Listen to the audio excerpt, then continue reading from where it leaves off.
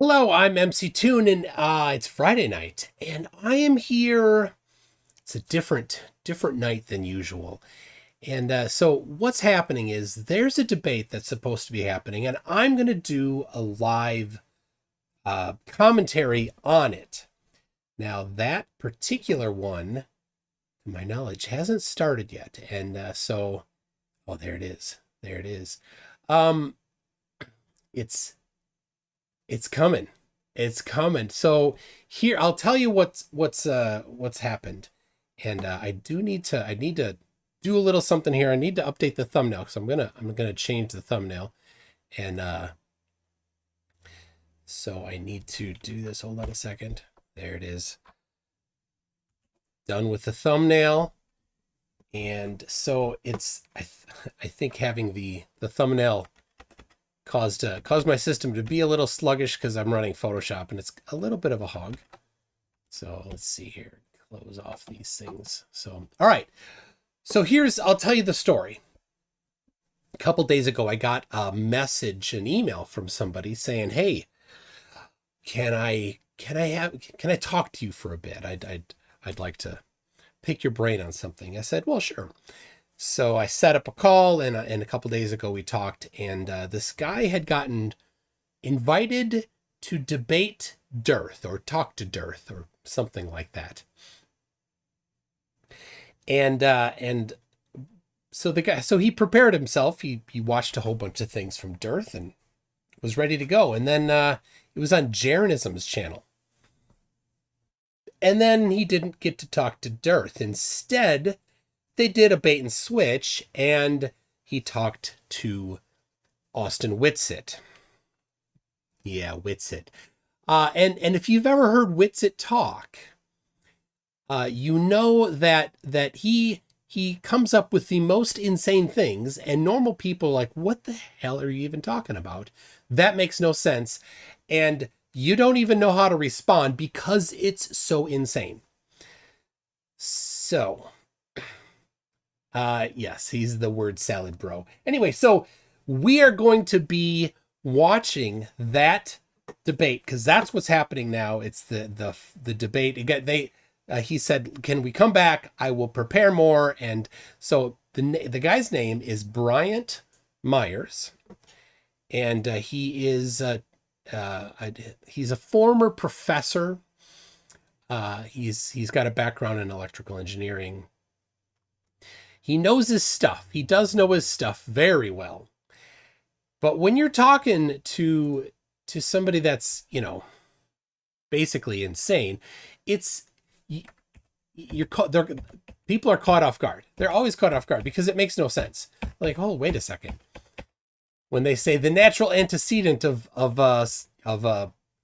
gas pressure is a container, normal people are like, well, no, that's not true. And then they start like going into, here's why it's not true. But in a debate, it's too late. So what I'm going to do is I'm going to set up the live chat. Let's see here. Their live chat, which is on Witsit's channel. And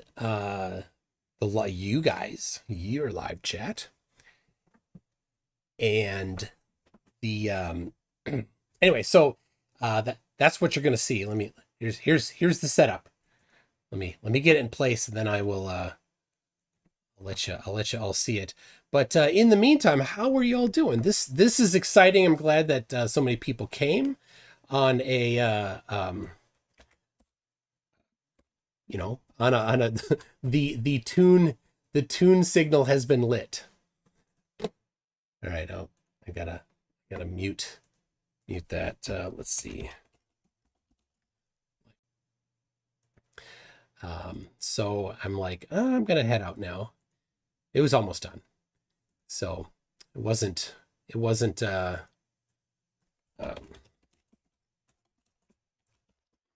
I wasn't really leaving much early. They're probably done by now. So, okay, there it is.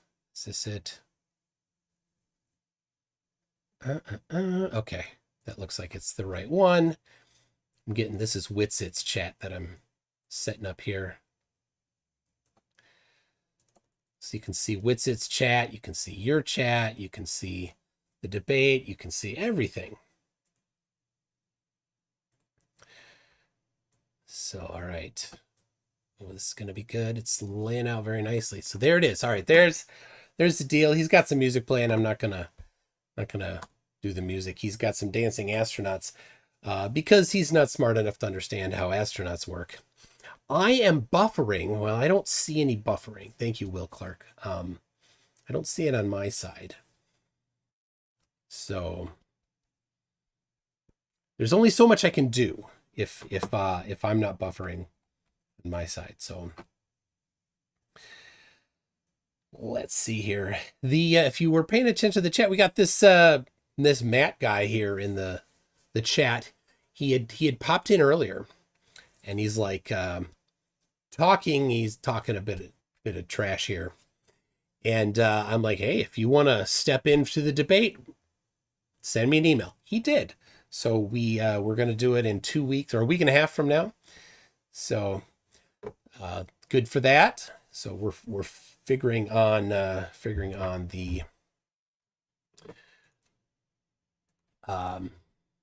18th at 6 p.m. So, all right, let's see. I got to change the title. Bryant Meyers versus Witsit. And then afterwards, Bryant has said that he might be able to pop in. So we'll see if that works out. There it is. All right. Saved it. We've got the new thumbnail, the new name, and all right. Let's see, man. No, just all right. Oh, you don't. All right. So you don't hear it yet. But so Bryant is he's got his website, defeatingflatearth.net, dfe.net. I'll get you the link here. And he has put more effort into that in about 8 weeks than my website. It's significantly more work that he has. It's amazing, absolutely amazing. So go look at that, and I'm going to get the YouTube link to his. He has a small YouTube channel, 60 some subscribers. But what I'm going to ask everybody to do is to go subscribe to him. So I'm going to put. There it is. Copy that. So go right now. Subscribe to him, please. I would love it very much if he came out of this debate with a good foundation of subscribers. There's like 200 of you right now, 194. So just go and subscribe to him. Witsit's intro just keeps on going. Okay, I think it might be done. Nope. Still not done. My goodness. Witsit. Let's see. There we go. It says show starts now. There we go. In a world. What up, everybody? Thanks for kicking it. He has to start everything with smash in the a world. up. Because we got everything has to start within a world with him. All right, so right. Brian and I are going to have a little debate. The two primary subjects will be the spin, or shall I say the alleged spin, of the Earth and gravity. we're hoping to have it be cordial and respectful. Last time he kind of had to go 4v1, so we want to give him a fully fair opportunity to voice his side. And yeah, it was 4-1, and Globers do that too. I don't like it. That's not cool. And we will, barring how the time goes, have a Q&A session at the end. So we ask everyone that is going to super chat a question to be read off the Q&A to be respectful, no insults or personal attacks. If you have a specific question for me or for Bryant, then you can super chat it and we'll read them off. But like I said, try to be respectful, and also try to be respectful in the chat, because no need for you to watch over there. You can watch over here. So I'm glad to be able to provide the watch right here. All right. Doing great. That was a great intro, by the way. That's, even though I don't agree with the premise. Oh, look, it's sharing. This will be fun. And just to piggyback off what Austin said, make sure if you're in the chat to try to be polite. Maybe think of Brian as your grandpappy or something. Just be respectful. We don't need to attack the person, attack the argument if you want to attack anything. And not that old yet. No, yeah, well, close. Maybe. I'm getting there. 52 is not. That's grandpappy age, I'm telling you. Yeah. So I guess the way it's going to work is we're going to just have each guy give 10 minutes to give their opening, and there'll be no. Of course, they're supposed to provide positive evidence, which we all know Austin has never done. His position is he doesn't have a position. Of course, then he makes lots of claims. Interruptions. So it should be pretty simple from there. And I think you're going to start, right? Right? Yep. I'm going to start. Do you want to tell people who you are real quick? Oh, yeah. Bryant Meyers, actually a former physicist and teacher. I did teach at Central Michigan University, so I actually was a college professor. I've been really into energy medicine, pulsed electromagnetic field therapy. I have a best-selling book on that topic on Amazon. And it's basically magnetic fields that change with time, and it has tons of research. It's been one of my main passions the past, I would say, 15 years or so. But I'm a passionate. I love science. I read science for fun. So I had a lot of friends that got into the flat Earth movement, and I did look into it and the claims. And obviously, my side. I mean, I feel the evidence is overwhelmingly on the globe side, but that's just my position as a physicist, and I'm hoping to, in these two departments of gravity and spin, present that evidence. And word. So Jaron, I think you just whoever's talking, I guess, presenting, like, just make them big. Okay. We'll just kind of do it that way. Okay. And just did you say there's a sound problem, or is everybody on the same level? Someone complained about the levels of the mic, but I don't know. A bunch of people were saying it sounds fine. So, there's always the one person that does that. So yeah, we love that. I think we're good. Sounds pretty equal to me. Oh, it just says Brian needs to get closer to his mic. So I remember last time you said that you thought you were a little quiet.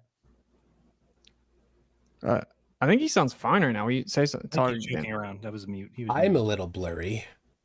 Oh, say Sean O'Brien. Can you hear me now? I'm blurry. Okay.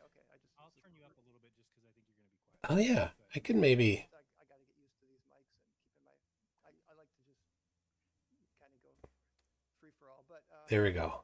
How's that? I got you a little higher on your mic. I have it on manual focus. Hey Zoomy, welcome to Einstein. All right, well, great. So we're going to start with gravity. Now, I just wanted to begin with a quote by Albert Einstein. No one must think that Newton's great creation is overthrown in any real sense of this theory of relativity or by any other theory. His clear and wide ideas will forever retain their significance as the foundation on which our modern conceptions of physics have been built. So that's Albert Einstein. And I just want to, before I get into my... That's genius. Now they can't say that Einstein debunked Newton. My presentation on some of the evidence that I have for gravity, I just kind of wanted to lay down University of Berkeley is kind of this idea of a scientific law, because it does seem there's a lot of confusion on what a law means in science. And in everyday language, a law is a rule that must be abided by or something that can be relied upon to occur in a particular situation. Now, scientific laws, on the other hand, are less rigid. They may have exceptions, and like other scientific knowledge, may be modified or rejected based on new evidence and perspectives. In science, the term law usually refers to a generalization about data and is a compact way of describing what we'd expect to happen in a particular situation. Okay, so Newton's universal law of gravity, let's just start here on Earth. Things like bridges, roof systems, stadiums, aircraft hangars, bridges, auditoriums, building structure, bike frames, ladders, scaffolding, pliers, scissors, automobile suspensions, just equipment, planes, trains, automobiles, just the structure of the world around us is based on Newton's laws of gravity and Newton's, 3 laws of motion. So look I just want a little show and tell here. At Georgia Tech, I was electrical engineer, and I had to take these classes called statics and dynamics. And this book right here is 1,400 pages. That's a tough class. For an electrical engineer, that's a tough class. That's fun, a lot of stuff, but it's outside your field. It's a little different. Of just using basically Newton's laws, no electrostatics, pretty much just all Newton's laws of motion and Newton's laws of gravity. So the world around us is living testament that Newton's laws work. And this is what a scientific law is all about. It's about things that work. It's not about trying to explain why they work or necessarily the deeper meanings behind them. That's the job of a theory, and those also can be modified. So I had a little fun last night. One of the beautiful things that I like about Newton's laws is they're so simple.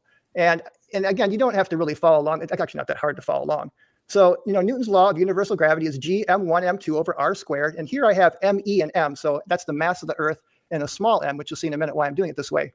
And now we can rearrange this kind of in a clever way that F equals ma, as a lot of people know from school, right? We all heard that equation. So if you regroup the first equation up here, and you see that you get your little m out, the rest of it is a over here. So this basically, you can now then say, okay, that's the acceleration due to gravity. Just very simple. So this g here, this little g is our well-known 9.8 meters per second squared.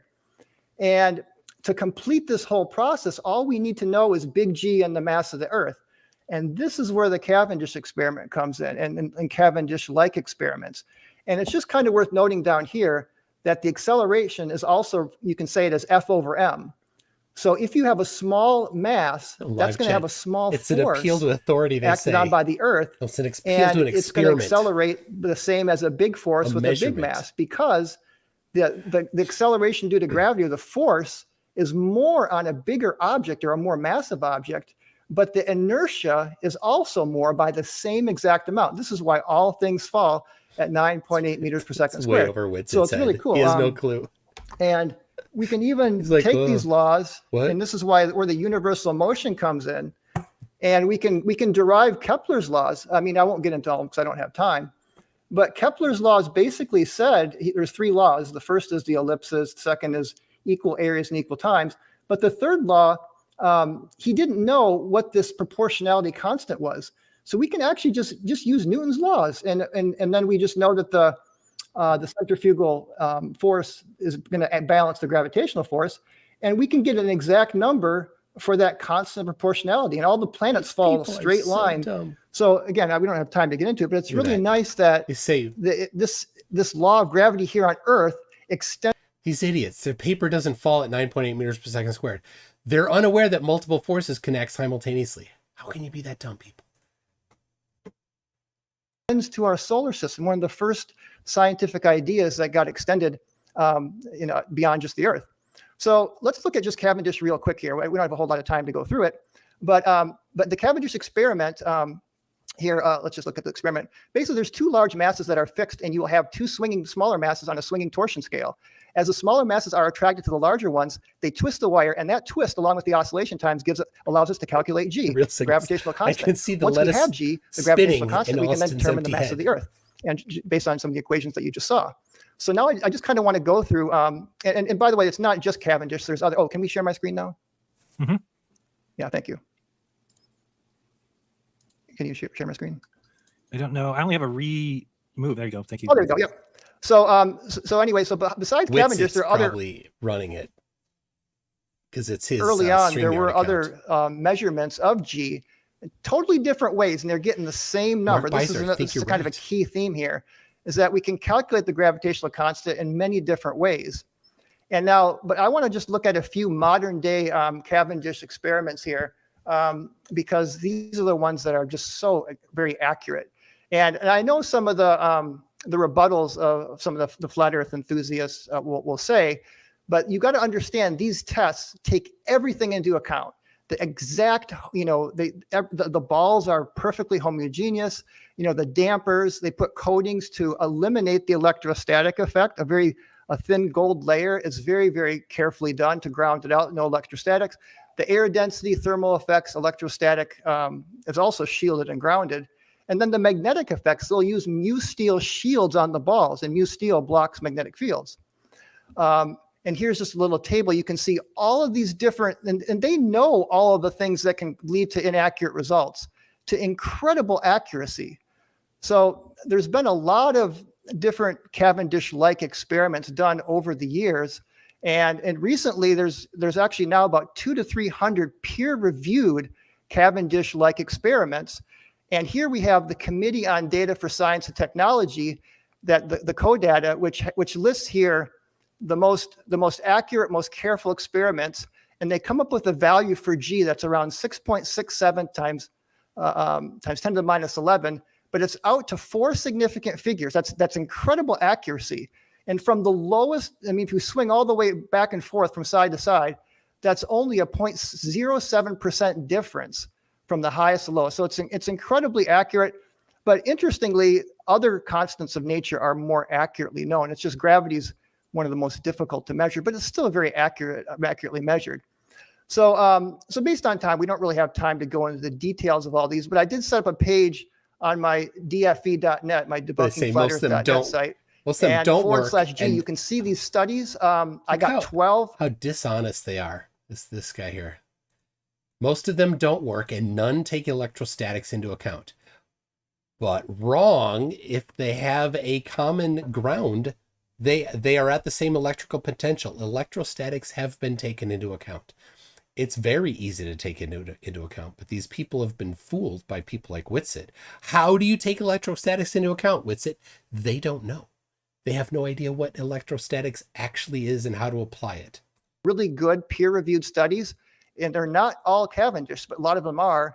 And you'll see that these, like I explained just a little bit ago, these were all incredibly carefully done, meticulously. And the fact that they're all getting almost the identical number, if you had like electrostatics or magnetism or other confounding variables, you would be getting wildly different numbers from test to test. Gunman 2.0 would like a shout out. There you go. Shout. You would not be getting this precise numbers every single time. And just look at the precision here. They're putting these in vacuum chambers. Some of these experiments did them almost near absolute zero. Just absolute incredible accuracy. Now, this is one test I wanted to share because I've heard some flat earth enthusiasts will sometimes say, well, that's just a man-made piece of equipment. I want to see something in nature where mass attracts mass. Well, here you go, the Mount Shihelion experiment, which also has been done multiple times. And even recently, there's been a more recent study with the Mount Shihelion back in what year was it? It's a much more recent analysis. And again, this particular study that was done more recently came up with a density of the Earth that was very, very accurate. And Mount Shihelion is just very symmetric, so it makes it very easy. So anyway, we're just kind of running out of time here, but you can just check out my link, and I have a lot of good other things you can see. And don't really have. Oh, this is from Statics and Dynamics. These are the kind of free body diagrams that you need to know. And in science, like bridges, this can be life or death if you do not construct these bridges properly. And by the way, it's not just G. It's actually mg, and it's you can't just use G alone to build these things with statics and dynamics. And so we're out of time, but I didn't have time to get into Einstein's gravity, but I think we can talk about that later. Okay. And Austin, you gonna go? You're not sharing your screen, right? Okay. Well, I do want to let me just share the screen real fast. I want to play like a couple seconds of this video. Right. Right. Derp. So when you start it, I'll just play this video. Hopefully they can hear it. I don't know.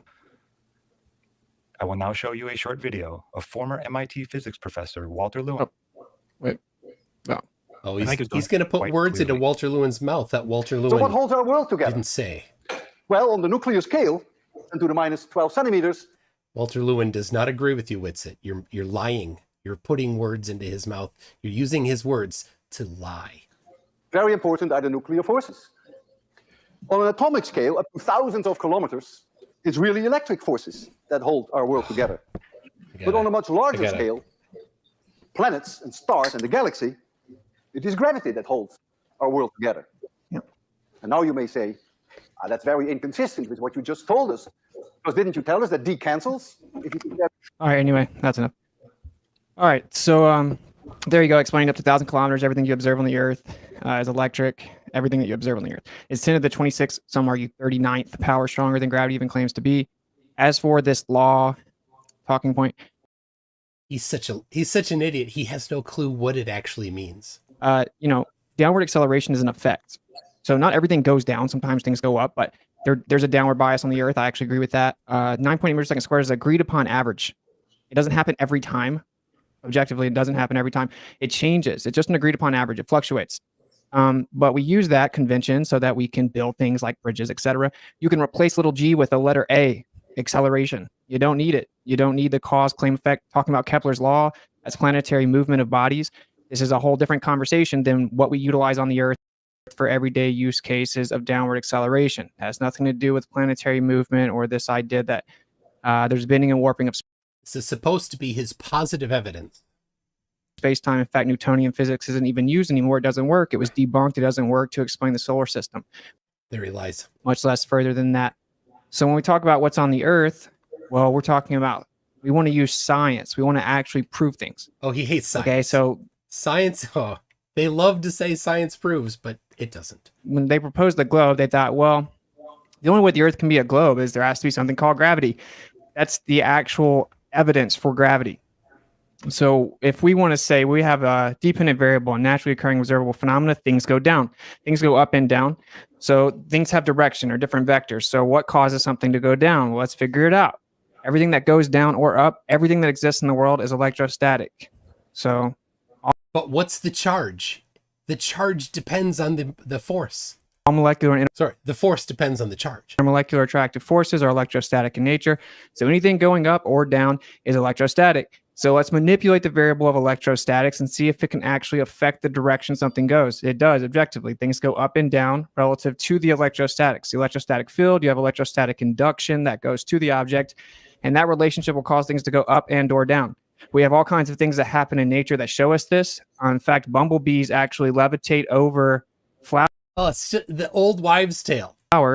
And seeing as they accumulate positive charge, which there's actually no such thing as positive and negative charge, you have charge and discharge. It's a convention. There's Oh, that's so stupid. nothing negative in nature, but that's a different conversation.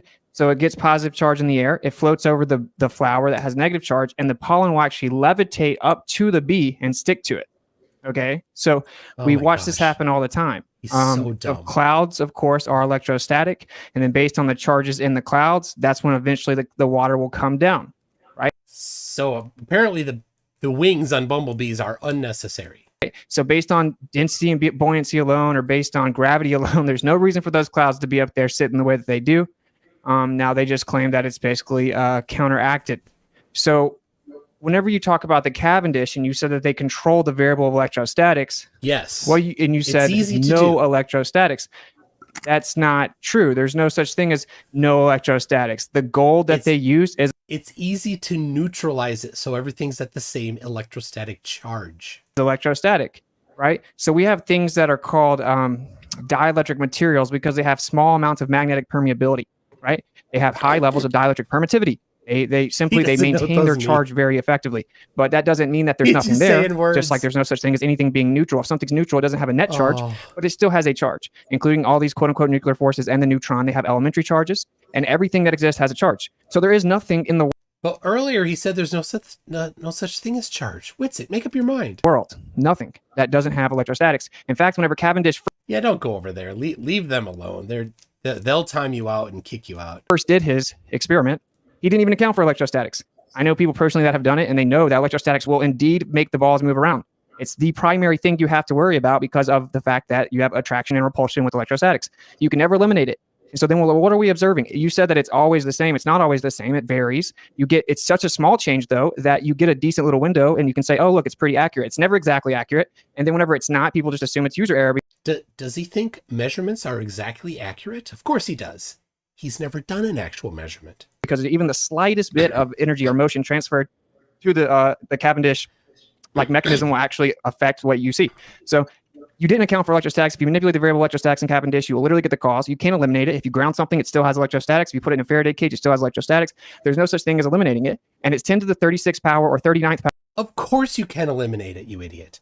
You have no clue what you're talking about. power, stronger than gravity even claims to be. So all this stuff about 9.8 meters per second square, that's an agreed upon average. It's not consistent. That's just an effect. It isn't exclusive to the idea that the Earth is a gigantic ball with bending and warping of space-time. It's not different on a flat Earth or a globe Earth. If things fall down, we have an agreed upon average. That's the effect. And remember, this is Austin's positive evidence for gravity, for whatever causes things to go down. The positive as evidence. What's in contention, what gravity is the claimed cause of that effect. That doesn't mean anything. Like I said, you can change little g and you can replace it with they. So what we know to actually be true, and I just showed you Walter Lewin from MIT explaining it, everything up to thousands of kilometers, which I don't make claims about thousands of kilometers because I don't believe in fairy tales, but the point is that everything on the Earth is electrostatic and it's just objective and we can manipulate that variable. We have spider ballooning. They proved that they took them outside of the wind because they used to think that they did that because of wind, and actually because there's an electrical potential. There's a difference in electrical charge. That's what causes the force. But when they're at the same charge, no force. Based on electrostatics, they levitate more effectively. They basically fly because they propel themselves with electrostatics. Bumblebees are not aerodynamic, but they use electrostatic resonance and they can fly through crosswinds up to 60 miles per hour unaffected because they have like a little electrostatic force field. So what we have, I'll use the last 3 minutes to explain this. All the stuff of just begging the question of gravity doesn't mean anything. Conflating the cause and effect of downward acceleration to being the cause, which is claimed to be gravity, doesn't mean anything. Just saying, look, we have an equation that we can use for technology based on 9.8 meters per second squared doesn't prove gravity at all. Like I said, you can replace a little g with a. So what we actually see is that we have atmospheric electricity on the Earth. So we have an increase, equipotential increase. It goes up 100 volts per meter. Okay. So there's positive charge, potential charge increasing up from the surface, 100 volts per meter. Now, the only way that that can be replicated or accomplished in any way, in any actual demonstration in the world, is you have to have two Gaussian surfaces. You have to have a surface above and a surface below to get that equipotential increase. It's the only way. There's no other way that can be demonstrated. Well, we have that on the Earth. We have equipotential increase, which means there has to be a surface above us acting as the second Gaussian surface. And that's what gives you this downward. Where is that necessity? You just said that. You asserted that, Austin. No, that's not real. Flow of electricity on the Earth. So that's what gives you the downward bias. So when something fluctuates between 9.8 meters per second squared and 9.73, well, okay, because electrostatics is super weak. So the change in electrostatics would never be drastic. It's an agreed upon average. What? I thought electrostatics was 10 to 39 times stronger. Not all things go down. Sometimes things go up. So we can actually manipulate that variable. We can prove it's there. All matter has it. It's tangible. We can actually manipulate it in an experiment and prove that it causes things to go up or down. So what we have from the beginning is scientific evidence that has demonstrated. He got this. Sheila Carpenter says, do you have to need rotation to have gravity? No. Objectively, that electrostatics is always present and it causes things to go up and down. And we have an electrostatic field in the Earth with equipotential increase, and there's a downward flow. You can, in fact, run something called a corona motor, electrostatic motor, with this current. Okay, so we have downward flow pushing down to the surface of the Earth where we have negative surface charge. Again, this is how bumblebees operate. So if we're going to make an additional claim, because like I said, not to be too reiterative, but 9.8 meters per second squared doesn't prove anything. That's just an effect. That's the agreed upon average of downward acceleration. That changes a little bit, but it's just an effect. So we want to find out the cause. The question is, does gravity exist, and is it the cause of the effect? That's the actual point, right? Well, when you say you try to control for the variable of electrostatics and stuff like that, you can never eliminate it. It's always there. It's 10 to 36 power stronger than gravity claims to be. How could you find a force much smaller than that if you can't actually get rid of that force when you know it's stronger? Okay, and we can scientifically prove it. We cannot scientifically prove the bending and warping of space-time. No one's ever manipulated space-time. They just manipulate mass, reify it, beg the question, assume that it's true. So one of them scientifically valid and can be proven. And then one of them just has to be true if the Earth is a ball and has never been proven. So in summary, like I said, people often conflate big G and little g.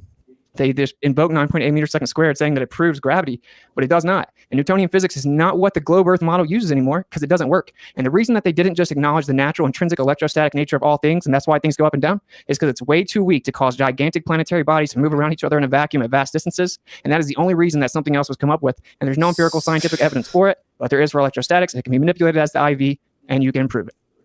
He gave the experiment, the measurements of it, but you ignored it. It was nuh-uh.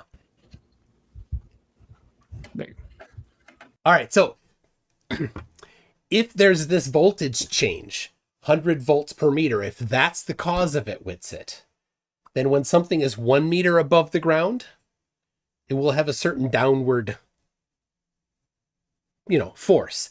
And if it's 2 meters above the ground, won't it have double that because that electrical potential is doubled, or at least be proportionally higher? What's the formula for that? What's the law that governs that, Witsit? Okay, about 5 minutes. Yeah. He doesn't know. It's all magic to him. You're gonna go first, Brian. Yeah, I'm gonna go first. Just 5 minutes. 5 minutes. Yep. Go ahead. Okay. Well, we only have 5 minutes, so I'm just going to go through. From my understanding, I mean, it's just my time, but that it's density and buoyancy, or electrostatic, incoherent electrostatic acceleration, and density and buoyancy takes care of the rest. So the density and buoyancy are still there. So let's first look at the problems with density and buoyancy. So the problem number one is things that are more dense and less dense fall at the same rate. And I actually did an experiment with a lead ball and a cue ball. The lead ball was 7 times more dense than the cue ball. And I got up on my ladder and I repeated, and I'll videotape it if anybody wants to see it. And I dropped it again and again and again. They both fell at exactly the same time, every single time. And again, you hold both in your hands, and the lead, but you can tell it's like 7 times more dense. Second problem with density: things should fall faster further up as air resistant as the air is less dense as you go up in altitude. But we know the downward acceleration slightly decreases with altitude because, again, little g, we got the formula for it right here. It's a very simple formula. We can actually calculate very accurately the gravitational acceleration at any distance above the Earth's surface. And the only thing that we have to account for is the centrifugal force, which does vary that from the equator to the poles. But once you take into account the centrifugal force, everything is very smooth. The gravity is very constant across the surface, and it drops off by 1/r², big R. That's the radius of the Earth. So you got to be a radius of the Earth distance away before you get a 1/4 drop off. Now, density is a scalar with no direction. Gravity is a vector. So we know, but I know you guys use your incoherent acceleration to try to give the vector there. Here's another thing: density towers break down in microgravity. If you've ever seen some of the images of that, Martin H, let's let Bite Mahagas through. And while I'm paused here, Mad Apple said, "Don't be afraid of your new glasses. They're amazing." I got them. Thank you for reminding me. Mark Beiser's been a member for 28 months. He says, that was a lot of words to say nuh-uh. And yes, but he did also say electrostatics and basically just said it. And then Delcos says, the fact people actually listen to Witsit is genuinely terrifying. Not even a joke. It's an existential horror. Yeah, very true. If you can see that the density towers don't even work when you got a zero gravity. Now the problems with buoyancy. Can I share my screen here for just a couple minutes, Sharon? Yep. Okay, thank you. Okay. So the problems with buoyancy is that buoyancy literally is defined by gravity. I mean, the actual formula for buoyancy is it's the density of the fluid, surrounding fluid times the volume, which gives you m. That's units mass times g. That's gravity here. So it's basically mg, and it's not just g replaced for a in these books. It's mg. It's the weight. So you got to incorporate the mass there too. And you can see right here a great little demonstration of this is in like a free fall environment. So when you take out gravity, you can see buoyancy doesn't work anymore. So again, this shows you buoyancy depends on gravity. So we got over that. So now I want to get into electrostatics here from our remaining time.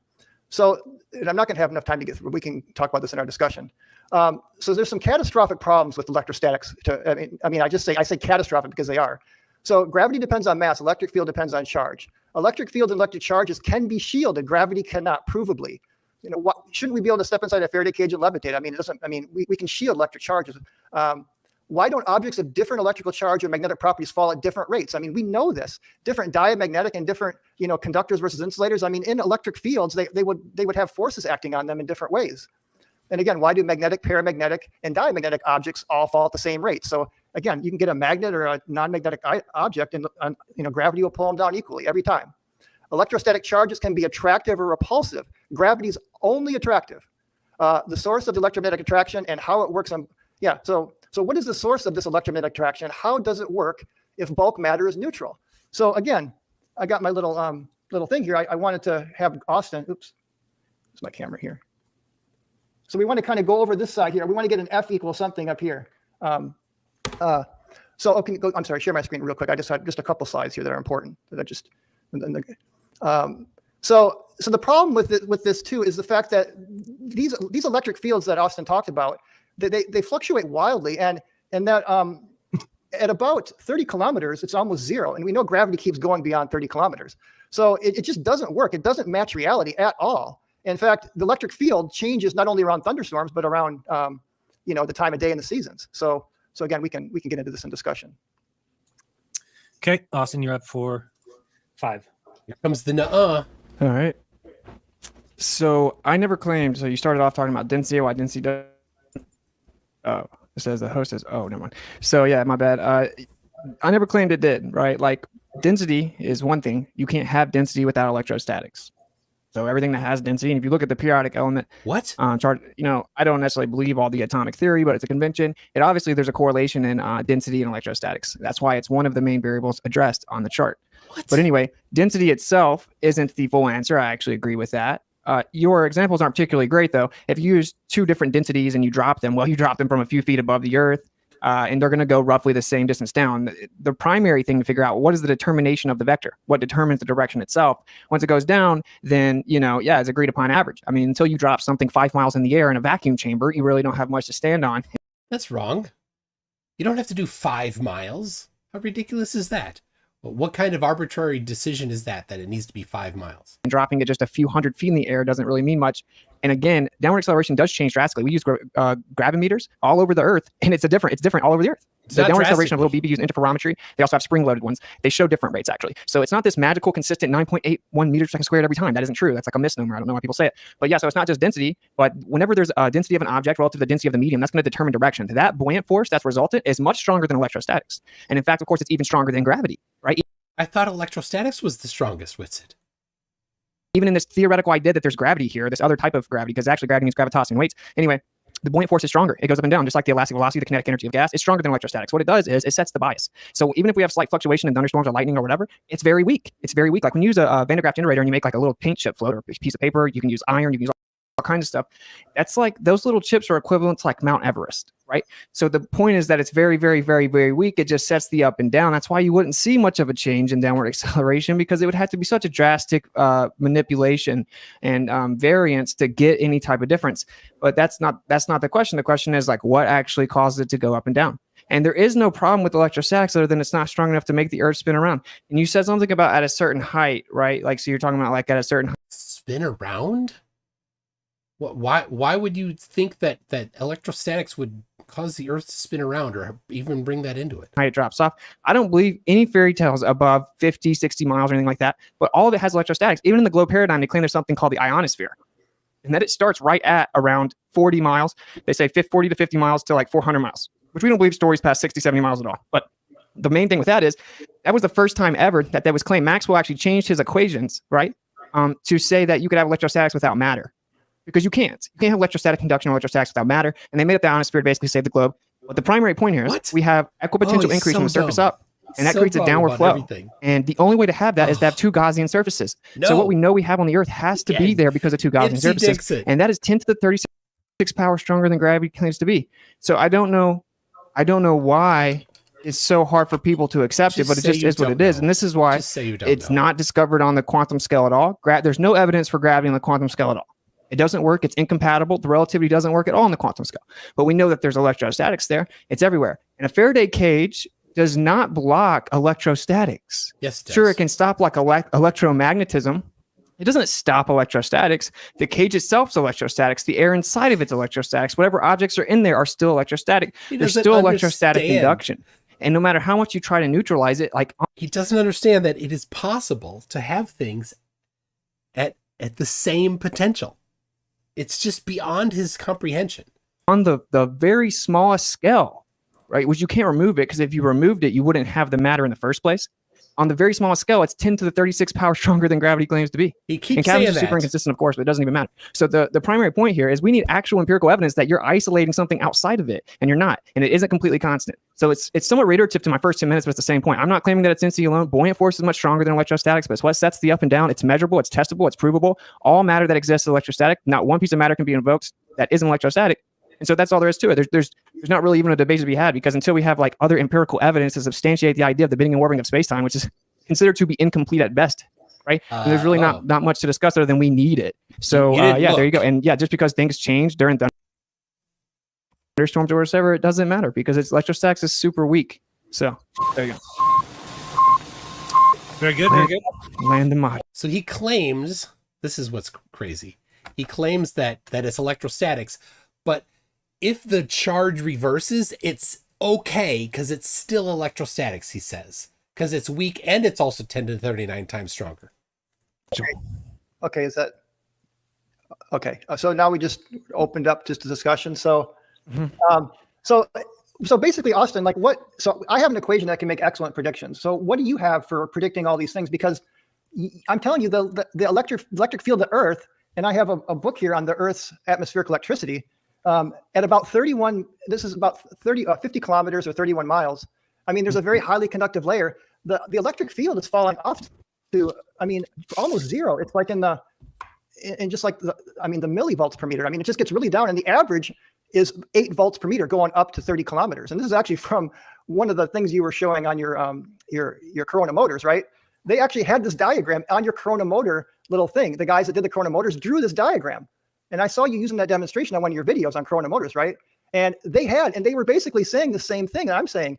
But see, gravity doesn't stop at 31 miles up. Gravity keeps going out. I mean, so this just doesn't work. I mean, and with lightning storms, it's even worse because you say it's a incoherent, incoherent dielectric acceleration. That's, I mean, that you says that gives you the bias of the downward acceleration, but during a thunderstorm, it reverses direction and increases 100-fold. How does that work? It doesn't. Okay. It doesn't How does it work? reverse the entire Earth's electric field. That never happens. It reverses the field where you are. Wait, 7 million lightning strikes a day? That is a lot of reversals. And if you That's what gives the Earth its negative surface charge. If you pick up a book and understand Earth's atmospheric electricity, you would start to realize what you're saying is nonsense. Do you think the entire Earth's electric field flips? No, what's happening, it's a global circuit. What you have is you have the downward, like you said, the fair weather electric field, as you're saying, coming down. Then you've got like currents in the Earth, and then the lightning strike, it's putting it back. So it's a circuit going around. So in the current, the fields are going sideways here up on these upper layers. Yeah, so that would mean gravity would be going sideways up during here. an electrical storm. It's always storm. down, Austin, always down. It's always down because there's an equipotential increase of positive potential. It reverses. Why don't we start levitating around a lightning storm? Okay, because that's just a very temporal discharge, and the density of whatever it is that's on the ground has a buoyant force that, again, is much stronger than electrostatics. So that's what sets the up and down, but your density, the buoyant force that comes from your density is much stronger. And again, the entire electric field of the Earth never flips. It never happens. No, I didn't say that's the entire field. I said there's around 7. Oh, Witsit. The field flips. Your electrostatics doesn't work. You would fly to the ceiling because it's 100 times stronger the other direction during a strike. 7 million lightning strikes a day. So that's a lot of reversals of polarity. And the point is gravity is always a very, very smooth. I mean, again, you said it varies a lot. It does vary. I agree. But it doesn't vary by more than 9.77 to 9.83 at the surface. That's not even entirely true. It doesn't matter. I got a source for that. Actually, it is true. There's gravitational anomalies. There's like 7 different types of gravitational anomalies. But I'm telling you, the acceleration of gravity is very well mapped out by geodesists. Very well mapped out. Why wouldn't that work with electrostatics, though? Again, I just told you, because the electric field is dropping off a lot more quickly than the gravitational field is. You know what the gravitational acceleration is at 30 miles up, Austin? The gravitational acceleration? Again, I can use pretty much always the same. I can use my equation to make accurate predictions. You don't have. Pretty much always the same. He just destroyed himself. It's pretty much always the same, but the electrostatic potential is drastically different. Have an equation. You don't have anything over here. See that red box, Austin? Yeah. You don't have anything to put in that box to make any predictions. Or if you do, let me know. Well, for force, that says F equals. So yeah, force equals mass times acceleration. Okay, but again, the acceleration. Where are you getting that from? Electrostatics. That's what everything is. It's literally all electrostatics. Use Coulomb's law to derive that. Then, if you're using electrostatics, we could use Coulomb's law, but it doesn't matter. That MA to Coulomb's law, and I tried that. You know what you get is nonsense. Absolute nonsense. That's a lot of specificity you got for us there, Bryant. The thing here is, my God. That's what Walter Lewin, when he did his presentation on electrostatics, he derived Coulomb's law. That's the gold. Coulomb's law. Electrostatics. I know. Yeah, it's almost exactly the same as the gravitational law, but it's just charge is Give different. us an equation that will give Let us Austin finish that thought. Go ahead, Okay. Austin. It's just charge that is different, but the point is that downward acceleration is just roughly agreed upon 9.8 meters per second No, it's squared. Brian. measured. It fluctuates a little Measured, bit. it's It's not not agreed. constant. It changes all the time, and it actually changes during thunderstorms. I've read the data. During thunderstorms, how fast something falls at the surface changes. So how does that work? By your claim, it must reverse, Austin. Well, show me the research. Can you give me a reference on the study that shows that, please? Sure, yeah. Okay, send it to me. Yeah, I mean, I'm not going to. I'd love to see that how gravity changes during a thunderstorm. I would love And to. during rainfall. Okay, I'd love Isn't to that see interesting, though? Brian, but just I will send you all the resources. Well, listen, Hypothetically, what would be your answer? Because this is well documented at Mass. universities. Changes of Well, mass. I'm not going to say anything until you show me that study because I'm skeptical. Because I know gravity cannot be shielded, Austin. I know this. So what you're saying can't be possibly true. What can't be? You're just reifying it. Do you know what a reification fallacy is? No, 1 minute back and forth so that we're not. A reification would be claiming the model is accurate, going for the model instead of reality. And reality is that it's been measured. And reification is going with something that's not been measured. That's just a model. You don't even have a model, Witsit. You just say it's electrostatics. The end. You have nothing. Talking over each other. Are you guys okay? I mean, I think we're fine. So we can just try to keep it both things. Do you know what a reification fallacy is, Brian? Yeah, I do know. But again, science doesn't claim to be. We're using models to make accurate predictions. We're not trying to say that the model is the thing. We're just saying that these models of gravity that we have work, and the ones you have don't. You don't have any model. Yeah, I do. I just replace your little g with the letter A. Okay, but then you got to set ma equal to what's the force then? That's Coulomb's law of electrostatics. If otherwise, is it F equals D for density? I mean, what are we going to put in there? There's electrostatic field, but density equal to ma. I mean, is that what we should put? D equals ma. Wait, time out. You said gravity can't be shielded. Electrostatics can't be shielded or removed. It can. Provably. It's called the dielectric constant. Every material has a dielectric constant which shields electric fields. You can't shield an electrostatic Yes, field. you can. Your body objectively cannot. Yes, you can. Your body has objectively a are an dielectric of idiot. 50, Austin. Your body actually shields electric fields up to 50-fold. Are you saying that we can shield electrostatics? Electric fields, yes. Electrostatics. Yes. Electrostatics. Yes. If you have an electrostatics object, it's giving off an electric field. That's how it works. There's an electrostatic field. But can you ever shield from electrostatics? Yes. You can. You can shield electric fields. You can't, Brian. Well, show me the paper that says that. God. Okay. I'd love to see that evidence. You're making the positive claim that you actually can do it. So He what, you made the use a positive Faraday cage? I- That doesn't do it. So what else are you going to use other than a Faraday cage? Look up any electrodynamics textbook. Electric fields can provably be shielded. Provably.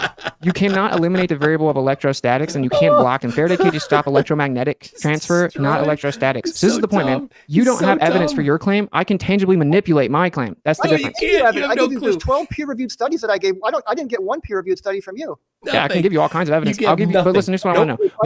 Nope. Why does He's the got acceleration change at the surface if gravity's constant and always there? Why does it change? It changes because of the centrifugal force. It's actually gravity doesn't change. Okay, what changes is the you got to subtract the centrifugal acceleration. So the effective net force at the equator is less than the poles by about 5%. Because for two reasons why. Number one, the poles the equator's about 14 miles wider, right, than the equator. And then the equator is 14 miles wider. So you're a little further from the center of the Earth, and you're spinning. So you got to subtract those two things. So it comes out to 0.05. But it's only a difference. 9.77 to 9.83, Austin. That's not a very big difference. But you said it was constant. So the point is that it No, changes he didn't. because electrostatics is super he weak, didn't say Bryant. it's So the constant. fluctuation in the Brian, fluctuation in the electrostatics won't change it much because it's super weak, but it does change. And I already told you, I haven't showed you yet, that it changes during rain and thunderstorms and lightning storms, which goes to show you there's a relationship. And the reason why it does change is because there's more mass. There's more mass. If the gravimeter is surrounded by water, there is one that's in a castle that's surrounded by water. During a rainstorm, it changes. There's more water in the air above it, and there's more water in the ground around the building. We can manipulate the variable, make things go up or down way more or fall faster. This proves that it is objectively a variable that's relevant to all of these things. And your gravity explanation can't explain clouds. It can't explain anything. Yes, it it's does. just an idea to try to claim the Earth's a ball. Yeah, Good. but let's get back to this for a second. So up here at 30 kilometers or 30 miles, you got near zero electric field, okay? But the gravitational acceleration is still 9.71. It didn't fall by very much, but your electric field's almost zero. So how in the world can that account for, again, the 9.8, 9.8, you're right. It's an average across the surface of the Earth, but it only varies from 9.77 to 9.83. But it does go down with altitude, right? So the top of Mount Everest is going to be lower. So again, this equation I gave you. I mean, it's simply, you can calculate the gravitational acceleration at any distance from the surface of the Earth. But because we live on the surface of the Earth, we're almost always dealing with 7.83. But your model has no equation that can tell us what the acceleration is. Do you agree it's a 1 over r squared law? Can you at least acknowledge that maybe it's a 1 over r squared drop off? Well, I need to verify your r there, wouldn't I? Yeah. Okay, but I'm saying it is a 1 over r squared drop off, provably. I mean, we can take the measurements. I mean, you can measure the acceleration going up in altitude and see that it is falling exactly by this equation right here, by the 1 over r squared. Is your claim that there's no proportionate relationship to acceleration and then how high up you go in the electrostatic field? Say that again. Are you claiming there's not a proportionate relationship to acceleration and how high you go up in the electrostatic field of the Earth? Well, I would say the electrostatic field of the Earth is, again, it's a very complex thing. Gravity is just straight down towards the center of the Earth. You just keep on reifying it, though, man. I mean, I'm not reifying it. You don't have any equation, no model, no research to substantiate your claims. We have all the evidence ever because we know we have the atmospheric electricity. Now, gravity is just assumed to be there. The atmospheric electricity is just using. I mean, it's tapping into the gradient of electricity, but that doesn't prove that things fall 9.8 meters per second squared. What keeps clouds up? Oh, Clouds, change the topic. It's a very complex fluid dynamic situation where you have warm air rising and a very fine mist of water. It gets to a certain altitude, cools off, it condenses into clouds, and at some point it's going to rain and come back down. I mean, Why? just like well, it's basically heat, pressure. I mean, there is gravity involved because the water rains down and comes down again. I mean, doesn't the clouds hold like millions of pounds of water? So just accounting for gravity, why wouldn't it just fall down? Again, the clouds are spread out, and it's a very fine mist. So just like dust in the morning when the sun comes through your window, you can see the dust particles, they're floating in the air. Mm-hmm. I mean, gravity's still working down on them, but when you have a very, very small surface area, it's a surface to volume ratio. The air resistance gets proportionally greater as you get a smaller and smaller size. So much more than your surface to volume goes up, right? So, for example, let me give you an example. You can drop an ant from like 10 feet up, and it'll walk away. Why? Because the air resistance, because it's so small, it's got a lot of surface area to its small little volume. So when you have little tiny mists of water like that, they have warm air rises, right, Austin? So hot air balloons work this way. So the warm air that rises up, then it gets to a certain altitude, Austin, cools off, and then it kind of condenses into the.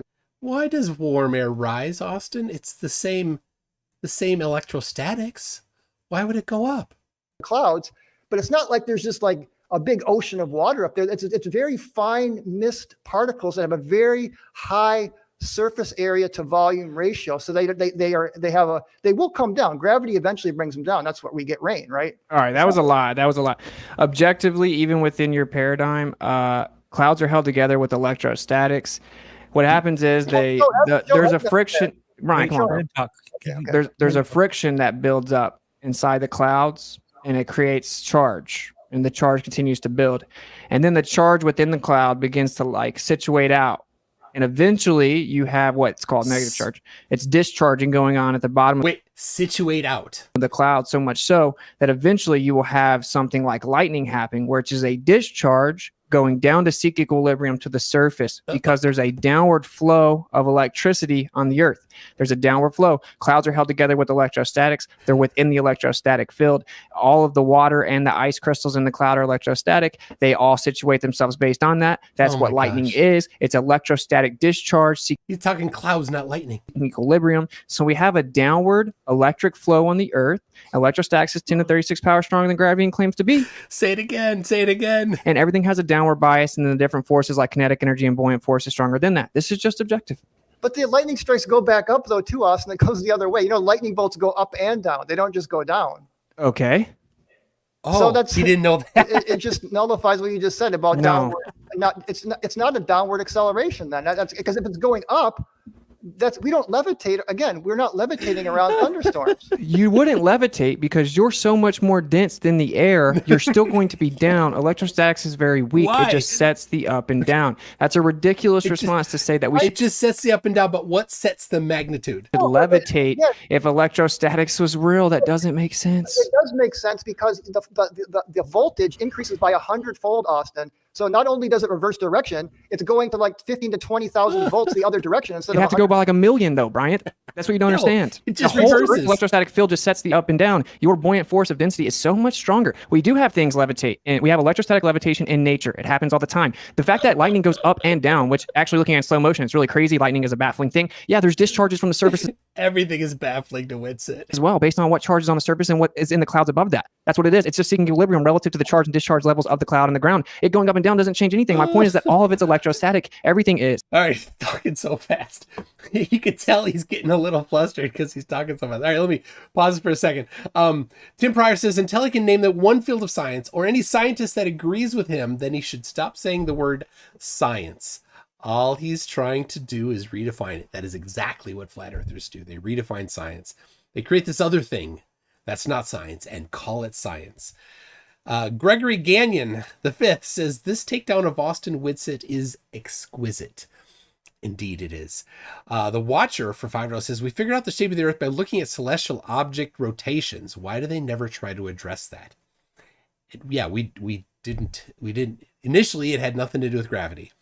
And the Watcher again says, is everything explained by electricity? To Witsit gets nothing. Yeah, I'm not going to.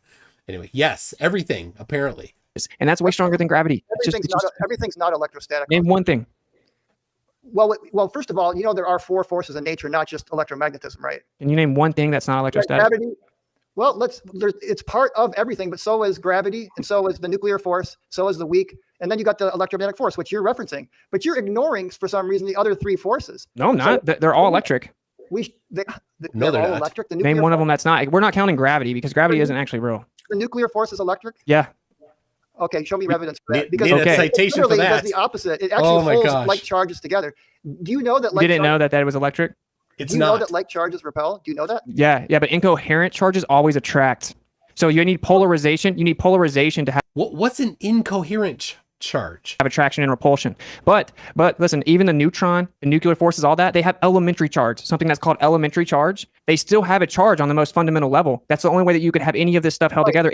But they have opposite charges. The neutron has 3 quarks. 2 are the same charge and 2 are opposite. Same thing on, but they even out.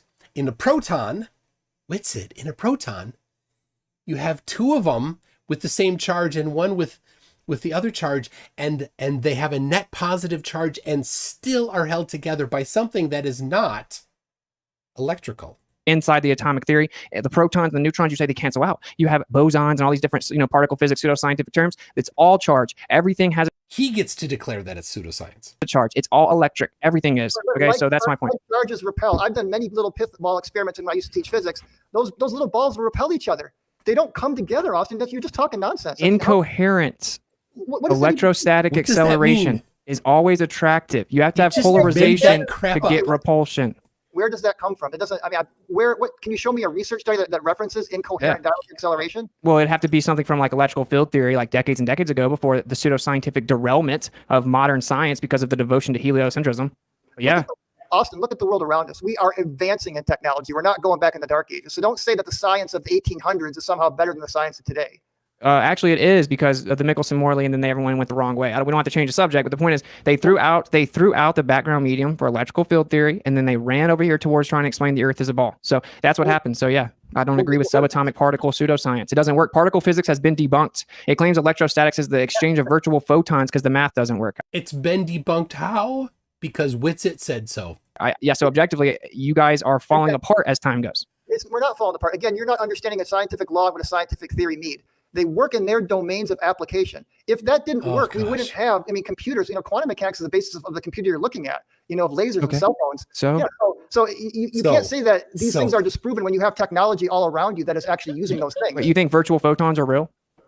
Virtual photons are part of a mathematical, the difference between a mathematical model is versus reality? Yeah, I do. again, it makes predictions that we can use to make things and to do wonderful things in this world, in this universe. So Okay. a mathematical model is about gathering evidence from observations, creating a model that can be used to make predictions and to create a theory that can then, we can apply this in engineering. What does and an do a lot of wonderful incoherent things mean? with. Yeah, I don't dispute the just to wrap this up, we can maybe move on. I don't dispute the conventions are valuable, Bryant. It's the fact that they're not reality. They're wrong. Particle physics made a prediction for magnetism and electrostatics, and it was debunked. And they had to invoke virtual photons. Everything's electrostatic. That's 10 to the 36 power stronger than gravity even claims to be. You can eliminate the variable. We have an electric gradient on the Earth. He just can't stop saying that. You have to have two Gaussian surfaces to have the equipotential increase in electricity. So the globe can't even explain how we have equipotential Oh, you can tell he got cornered. He had to say his script again. Increase of electricity, and it has a downward flow on the Earth, and it's much stronger than gravity even claims to be until you get onto the planetary scale, and even Walter Lewin from MIT will tell you that. Again, this book right here actually explains the electric field and how it's created through a very complex interaction between the sun, the magnetosphere, and the atmosphere. So it actually, we can explain it, and it's not downward, an incoherent dielectric acceleration. Not once is it. I've never seen that anywhere in any book. And again, if you don't have any studies that can actually verify what you're saying, if you don't have an equation that can actually make any predictions, which you guys don't, I mean, seriously. I just told you we do. We have the same equation. We just put A there instead of little g. Why do you keep walking past that and saying it anyway? Because that equation uses on the other side of it Newtonian's law of gravity. So where is again, you said F equals ma equals what's the force? So ma equals Coulomb's law equals gravitation equals kx for the for springs. There's electrostatic field. Yeah. So every force it's equal to ma. So what are you using? What equation are we going to use to be able to make these predictions? What predictions? Because you basically got to use gravitation. The only way you can is to use a gravitational equation. You got to No. You're not understanding that the gravitational constant is just the downward acceleration agreed upon average. You put little g there. It's just the effect. The gravitational constant is not little g. It's not 9.8. Little g is not gravity. It's downward acceleration. It doesn't prove the cause of downward acceleration. It's non sequitur. That equation is not exclusive to you, nor does it give your point any type of value in this discussion. It actually does, Austin, because little g is we only measured empirically at the surface. We can predict with this equation what g will be, 100 miles up in the air. And it's wrong all the time. How? Show me evidence for that. Show where it's wrong. Okay, I'll show you the gravitational anomalous chart, and it's starting at the surface all the way up. Here's the problem. Where's your evidence? If you can't make a prediction and to get these numbers that we all can observe and see, we don't see them. They fluctuate greatly. That's not what happens. You've got nothing. You're just saying words. That's all it is words. Objectively, I have a 3.5-year-old challenge for $10,000 to predict the magnitude of the downward acceleration better than gravity. Witsit, you should jump in on that. Isn't exactly as predicted by gravity all over the Earth. There's all kinds of anomalies. Again, if they were to account for the electrostatic field and all the variables based on electrostatic induction, they would get much more accurate readings, but they don't do that. So we may have exhausted it. It's been an hour if you want to move on to spin. Okay, I know, but show me some evidence. I haven't seen any. I'm still waiting, and I've watched a lot of your debates. I haven't seen you provide any solid, tangible evidence for this claim. We can manipulate the independent. We can manipulate the independent variable of electrostatics. So this is how science works, Bryant, right? This is how science works. You have a naturally occurring observable phenomena that you want to figure. He's going to tell us how science works. Out. That's how natural science works. You want to study that effect and see, can I figure out what causes this? It's a cause and effect relationship test that you then propose called a hypothesis. So it's like things go up or down, okay? Things have vectors, directionality. We see things go down. That's our naturally occurring observable phenomena. Now we're going to presume the cause is electrostatics. So if I manipulate electrostatics, it will cause things to go up and or down. And we're going to run an experiment to test that. And when we manipulate electrostatics, like in the Van de Graaff generator, things will go up, they will weigh more, they will accelerate faster. You can make things go up and down manipulating electrostatics, and you can replicate that equipotential increase with two Gaussian surfaces like we have on the Earth. This is actual science. Gravity has none of that. I know, that's just electrostatics, so that's not gravity. I mean, I used to teach physics. I used to use an Van de Graaff generator. You could just get a wool sweater and a balloon, and you don't even need to get those Van de Graaff generators. I mean, I know, you're right. You can do it with all kinds of. Now, can you do the same thing and give us scientific, experimentally valid, verifiable evidence that gravity is real? Yes. Do you have an equation that can make any predictions? A model that can make any predictions at all? Seriously, just one prediction. I can just call it the electric constant. I can just call it the electric constant acceleration. Put the letter A there. Can you solve this with your model? If a ball drops from a 10 meter on a ledge, what's the object's velocity before it hits the ground using your model? I'd love to see you use your model to solve this little problem. It's a very simple problem with Newton's kinematics and gravity. But if you can't solve a simple problem like this, you absolutely have no model at all, because you got to be able to make a prediction, Austin. Otherwise, you've got nothing. Okay, but we can make all kinds of predictions with electrostatics, because all you're doing for yours is factoring in an agreed upon average of downward acceleration. It's much more than that. What is it? It's not agreed upon. It's measured. Have you even read a book on statics and dynamics? Did you even know? I've taken these classes in Georgia Tech, okay? Okay. It's much more than just substituting. I mean, G is not the only thing that goes into this. It's actual gravity, is also mass times that. And then you got to deal with torques and all kinds of other things. Yeah. But it's not just G. You can't just say, oh, that's RG, and you're just you're rebranding gravity into electrostatics. You think that you have exclusive acknowledgement of the conceptual quantification of matter that we call mass, which is resistance to acceleration. You're saying that, but we're actually now can't use the idea of mass because you believe the Earth's a ball. That makes no sense whatsoever. You don't have any type of exclusivity with the idea of mass. It's just a concept, and it has many different definitions. So if I step on a scale, then what's going on? I mean, I know in my Newtonian model what's going on. So if I step on the scale and see 150 pounds or whatever, 100 kilograms. Yeah. What in your model? What does that mean? I mean, what it's please tell me what is weight? So we could just say weight equals MA. Where's the A come from? Weight equals MA is not good enough because you have to, again. Where's the A? Because again, if you understand physics, force equals MA. You always have some kind of force on the other side of MA. Like I said, electrostatic force is Coulomb's law. Gravitational force is Newton's law. The spring. If you're dealing with springs, you got minus kx. All of those, you need some force equation, Austin, or you don't. Weight equals mg is what you believe. Okay, little g is 9.8 meters per second squared. That's how you determine weight. That's an agreed upon average of downward acceleration that isn't completely constant. We also get to use that number. Where did the A derive from, Austin? Weight is actually specific to many things, including vector, coherency, medium, location. It changes based on location on the Earth. There are all kinds of variables that should be in that equation. Because it's downward pressure over a certain area. It is objectively electrostatic, and it's in an electrostatic field. I could make something float off the scale with electrostatics, Bryant. Okay, but you got to add. But there's again, you still got to the add gravity charge to it into a small little thing. I mean, I used to do that too. That's not proving anything. Are you saying there wasn't charge there before I added it? When you stand on a scale, that's mg, so that's mass attracting mass. You do get that, right? When you're on, so in your model, if you are acknowledging mass, then you're basically admitting that mass is attracting mass. No, your model doesn't even claim mass attracts mass anymore. So, yes, it does. But it doesn't matter. Like it. No. Gravity is no longer considered an intrinsic property of matter. Austin knows more than everybody else. He knows more about gravity than people that actually study it. For a century. It's the bending and warping of space-time. Did you listen to what I said about what a law is? Yeah, your law is nothing more than an equation describing the effect of downward acceleration. It works. Like I said, the world around you is filled with examples that it works. Yeah, and we can use it too. It's an agreed upon average for the 10th time. That's gravity. You got to, again, you don't have a force equation, Austin. So we'll let the audience decide. Okay, let's go to the next one. Yeah. Let's go on the next one. Okay, so who's going first this time? Let's go to rotation. He can go first. Okay, we doing 10 minutes? Okay, yeah. Just give me a second to load up my. That's a 5. Okay, 10 when you're ready. Okay, I'm ready. So the subject on this one, we're moving on to spin of the Earth. Yeah. Yes. And you have a hard stop at 8, right? Yeah. Okay. Your time. Yeah, that's right. So, okay, go ahead. We'll make this kind of fast. Okay, so go ahead and start. Yep. I'm sorry, I'm getting some notifications here. Hold on. Okay, can you share my screen? Yes. Sure. I don't know, Austin. Why come mine says remove only when I go down there? I don't know how you. I don't know. You should have admin.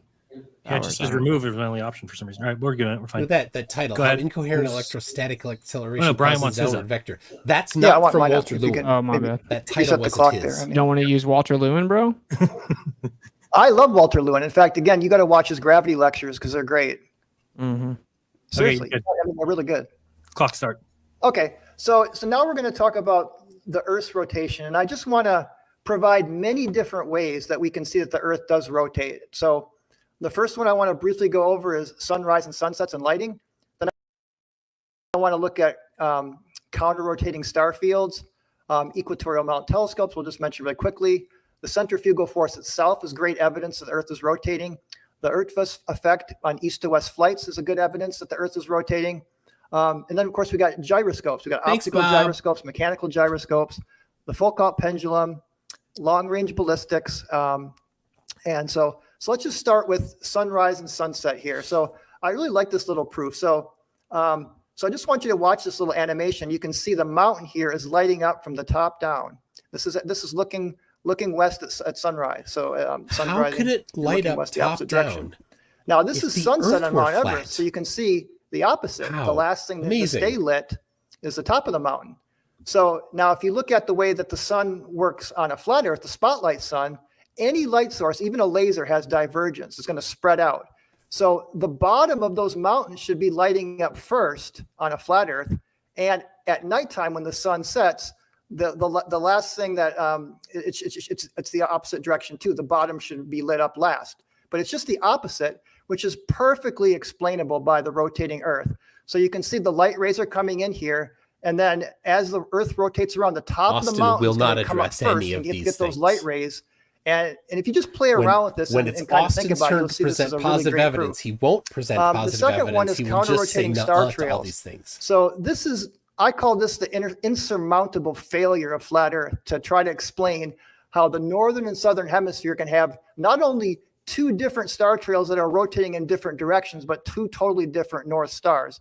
But this works perfectly on a globe. And I really like the equatorial, when you... He said two different North Stars. I think that was a mistake. Two different, like a North Star, and then in the south, it's different. Look at these star trails on the equator, because you can actually see these counter-rotating fields going in different directions at the equator, you know, or the ecliptic. I mean, the equatorial. Yeah, when Austin says incoherent, this is what I think. You keep using the word. I don't think it means what you think it means. That's what I think whenever he says that. So to me, this is just a great proof that we have two poles, and you got in the southern hemisphere, again, down is down. So when we look south, we're looking down towards these stars. On the flat Earth, you're looking towards the ice wall. So it just doesn't make any sense. So in the northern hemisphere, everybody's seeing just Polaris, and below, just, I mean, you can see it just south of the equator. You can still see Polaris, just based on. Leaving. But when you get a far enough latitude down, you just can't see it. But the point is that we got two different rotating fields that's perfectly explainable by a rotating Earth. Okay, so the next thing is kind of related to this is equatorial telescope mounts, and I believe there was a challenge to one of the flat Earth debunkers that gave a challenge to flat Earthers to explain or model how equatorial telescopes could work on a flat Earth. Yes. Because again, these telescopes stay mounted in one direction, and they rotate, so that way you can stay locked on one star. So they don't need to be moving. Flat Earthers' explanation for it? It works. That's all they say. It works. Now you can see over here on a flat Earth, you would have to constantly be moving and adjusting your telescope to be able to see, let's say, the North Star, for example, where on a globe, it makes perfect sense that equatorial telescopes work just fine.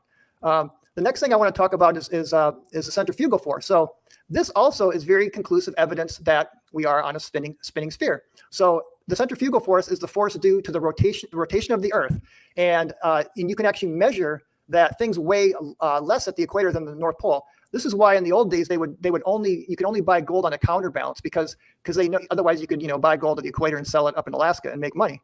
So it's a well-known fact that things do weigh less at the equator than the poles. And actually, as you go up in latitude, and again, this doesn't make any sense on a flat Earth why things would weigh less if it's just all flat. Now, related to that is the Earth-Bus effect, which is related. It's a component of the Coriolis effect in the up-down direction. So basically, it's related to centrifugal force in the sense that if you're on a plane flying in the same direction as the Earth, and again, the Earth and the atmosphere are all rotating together, but the plane relative to the Earth atmosphere frame is going to be going in a little extra fast. So that's going to create a little more centrifugal. And again, you can actually weigh this. And it's. I like this here. This guy. So you guys really believe Earth is flat? Lamau. The opposite is the effect when you go against the rotation of the Earth. Again, Earth and atmosphere rotating together, but the plane traveling relative to the Earth, the rotating Earth atmosphere is going a little faster, so you're going to get a little bit more of that. It's similar to just extra centrifugal boost there. And you can actually weigh. This is Wolfie 6020, who is a pilot, and he did an experiment where he was flying from east to west, and he did see that things were weighing more than going from west to east. So when you're going with the rotation, you're going faster, you're getting more centrifugal, things will weigh less. Against the rotation, again, really, really great evidence for a spherical spinning Earth. The ring laser gyroscope, I'm getting a little low on time here, so I think... Oh, man, these people are so dumb. Can Bryant explain the pockets of gravity on the ISS? Of course, it was a trick. The guy said it was a trick. They don't care about truth. They just repeat their same lies. A lot of people in the flat Earth community know enough about this, but it's worth mentioning that these are just so incredibly accurate, and they're in the inertial systems of ships, planes, helicopters, the ISS, submarines, missiles, satellites. So incredibly. So I kind of want to talk about some really good studies, some peer-reviewed studies using. Again, these are much bigger and even more accurate than small little ring laser gyroscopes. So this is a great study showing the Chandler wobble. So what the Earth actually not only rotates, but it has little wobbles. There's an annual wobble, a Chandler wobble, and they've even recently detected a daily wobble that's so small that we almost know where the spinning axis is to the centimeter. Some of these studies, so they're basically just really big ring laser gyroscopes that are incredibly accurate. And in this particular study here, they were able to directly measure the rotating Earth and the Chandler wobble. What's he going to say? Which is named after the guy who discovered it. Now, it? This is another peer-reviewed study that showed not only the Chandler wobble here, again, using another a very large ring laser type of gyroscope, and they had one in Germany and New Zealand. So they kind of combined their data to get even more accurate answers. And what's really, to me, what I love about this study is you can even see some of the daily. So this big sweep here is the Chandler wobble, and the little tiny sweeps here are some of the daily fluctuations. So the Earth, again, not only are we not stationary, we're spinning, but the wobbles are very accurately measured by these very, very sensitive ring laser gyroscopes that are very large scale, that are going to be much more accurate than the small ones. Look at this little gold nugget from Mr. Thanks Bob himself. Says those accelerometers are capable of being manipulated, are not capable of being manipulated in the z-axis. Therefore, they're worthless, Bryant. No, they're not accelerometers. They're gyroscopes, and some of them only have one axis. It's not worthless just because it has one axis, but the big ones have four axes. That that I know your community has had access to. So this is another one, kind of similar things. The nice thing about this study, again, peer-reviewed study, showing not only the measuring accurately the rotation of the Earth, but also seismic activity. So they're finding that ring laser gyroscopes can be very useful for geologists in detecting seismic behavior. Now, what's really cool is these gyroscopes, these ring laser gyroscopes, are now getting to the point where they can detect now. And here, Glenn Salch, who's often here, says ring lasers are gyroscopes impart photons, which induces an electromagnetic field. Oh dear. Just getting to the point where they can put them in chips or chip scale. And this means probably in the not so distant future, we'll be able to have little ring laser gyroscopes in our iPhone or in different types of smaller technology. So it's really cool technology. Now moving on to actually mechanical gyroscopes. This right here is a marine gyro compass. These have been used for a long time, and people that are like the Marines and the Navy, and where you have to be able to find true north as your life depends on it. They're incredibly accurate. They don't have biases. They're built in such a way where you're getting the absolute true north spin of the Earth. Again, excellent evidence that we live on a spinning sphere. Now, I love this study. I didn't want to put in a Foucault pendulum thing because I know you guys have your whole gimbal type of arguments. But the cool thing about this study is this is a plastic ball, no gimbals, that's in like a levitating field. And it's just basically measuring the rotation of the Earth very sensitively. They actually got very, very good results, very accurate results without using no attachments here, just a free spinning. And you can read the study because we just don't have time to get into these. 15 Tesla magnetic field to help to negate gravity to make that hover there. Studies. Now, this is something kind of similar. This is detecting the rotation of the Earth using a superfluid. So again, this is not these are mechanical in the sense that they're fluids and physical things moving. And this was able to also very accurately measure the Earth's rotation rate, to be precise, within 0.5%. So just an interesting, creative way. So it's really cool that we can, in all these different ways, measure the rotation of the Earth. And also, I know you guys said that you've interviewed people that, but just in closing here, the Coriolis force is actually very real. I've got a couple long-range ballistic books. I'm running out of time, but there's chapters on the Coriolis force. These are people that actually teach long-range ballistics, and they absolutely teach Coriolis. It's a real thing, and we didn't have time. My time is up, so we didn't have time to get into that. Austin, you got 10 minutes. All right. So, yeah, here are the wind patterns on a. Okay. I got a couple of things here. I got a super chat from 2D ResQ Explain Stuff, who's been a member for 7 months, says Witsit's erections equals electrostatics. And Harold says, I bet Witsit thinks a hot dog is a sandwich. And if you are curious about whether or not hot dogs are sandwiches, join me Tuesday, 10 p.m., while Mallory and Kyle debate whether or not a hot dog is a sandwich. That's right. And it's epic debate number 4. Flat Earth. Look, it actually makes sense. I don't know how that went. How does that make sense, Austin? What causes it to go around? If the Earth is rotating, that makes sense. But if the Earth is not rotating, why is it going in circles like that? Patterns would somehow help the globe. That doesn't make any sense to me. So anyway, yeah, ring laser gyros, they detect 15 degrees per hour. Relative to latitude, of course, the cosine. So this all started with Michelson-Gale-Pearson, right? That's what that is. It's called the Sagnac effect. Sagnac said it was the vortex in the ether. So they did Michelson-Morley trying to detect the orbit, and they did not detect the orbit.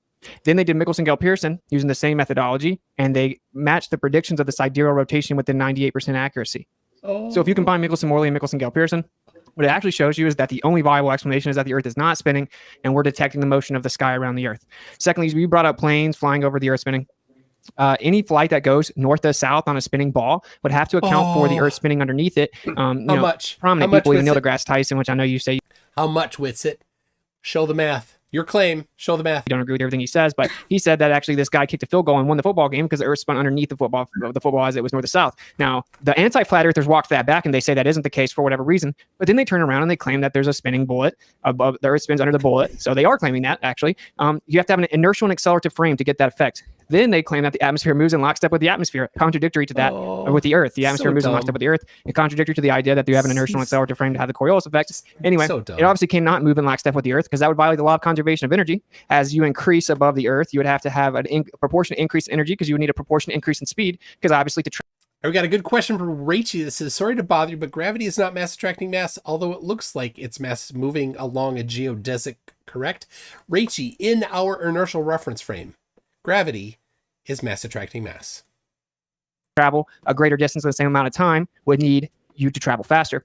So anyway, that right there is a problem. You have to introduce a mechanism to introduce additional energy to make it go faster around the Earth. Secondly, they claim something called super rotation, where the top of the atmosphere actually moves faster than the Earth. You would need another mechanism to introduce energy, or it would violate the law of conservation of energy momentum. Anyway, the plane flies over the Earth, and it does not bank to the left when it's flying from north to south. It doesn't bank over and then accelerate forward to somehow catch up to the Earth spinning underneath it. It just adjusts left and right based on the wind. Now, no autopilot or any manual pilot. For a guy that claims to have such a high IQ, he sure is dumb. Flights ever have accounted for Coriolis with a consistent update. So they say, oh, well, it's not that much.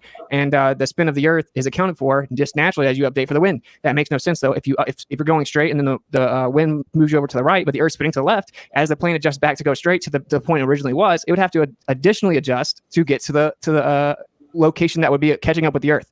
But just to remind everybody, this is Witsit's opportunity to provide positive evidence for his claims about the Earth being stationary. This is not his rebuttal. This is his positive evidence section. So if you flow 5.5 hours without adjusting for Coriolis, you'd be like 3,000 kilometers off of your path. And no globe earther proponent ever addresses this at all. There is no answer. So in addition to that, you claim you didn't want to talk about pendulums, but then you brought up mechanical gyros, which actually don't pick up the spin of the Earth, hilariously enough, and are super inconsistent with the claims that they do. And that doesn't work. It would have to always pick up the spin of the Earth. All mechanical gyros would pick up the spin of the Earth if it was the Earth rotating. Once again, it shows you that the ring laser gyro has an effect detecting some type of motion and actually points to a background medium. They do. But anyway, so Einstein himself. So he quoted a paper that measured using a physical mechanism, and Witsit just said, but it doesn't. Said, which I'll actually drop this here on the screen. Einstein himself said that if there was, in a letter he wrote to Ernst Mach in 1913, he said that if the sky was moving around the Earth, then you would have a translation of motion, and then you would have Coriolis and centrifugal effects on a stationary Earth that was central. Because if the sky was moving around the Earth, it would translate the motion. You would have centrifugal and Coriolis effects, and so it would drag the pendulum around. And that doesn't prove one way or the other. And he had to actually incorporate this principle. Talk about pendulums for the Eddington experiment, where they claim they saw the star go around the sun in the eclipse. Now, only thing I've ever gotten back from that is he didn't say that. Well, yeah, he did. I'll show the letter right here. But anyway, so even according to relativity, that's not an appeal to authority or anything. I'm telling you what relativity says, the person that made it. He says that if the Earth was stationary and the sky was moving around it, you would get centrifugal and Coriolis effects. So even if that was true in your story about pendulums and all this stuff, even though the truth is that mechanical gyros don't detect anything, it would just be detecting that the Earth is stationary and the sky moves around it. So actually all evidence with all the gyros, because the mechanical gyro does not pick up a drift. So and that doesn't prove anything. It would have to always pick up the drift of the Earth, but it doesn't. Mechanical gyros don't. Ring laser gyro, Sagnac effect, detects the sidereal rotation with a 98% accuracy, but using the same interferometry methodology, it doesn't detect the orbit 30 kilometers a second around the sun. So that doesn't help the Earth spinning. That shows that it doesn't spin. That shows that it's stationary. And then you have like the pendulum that people bring up. Even Einstein himself would tell you that if the sky was moving around the Earth, you would drag the pendulum around. There's a translation of motion. Oh dear. I'm actually going to share that right now. Here we go. This is his positive evidence for stationariness. Okay, work. So yeah, here you go. Here's the letter he wrote. If one accelerates a heavy shell of matter S, then a mass enclosed by that shell experiences an accelerative force. If one rotates the shell relative to the fixed stars about an axis going through its center, a Coriolis force arises in the interior of the shell. That is, the plane of a Foucault pendulum is dragged around. So this is him just point blank, and let me bring it back here. In this letter, he just point blank says, so this is him writing Ernst Mach. High appreciated, dear colleague, these days you have received.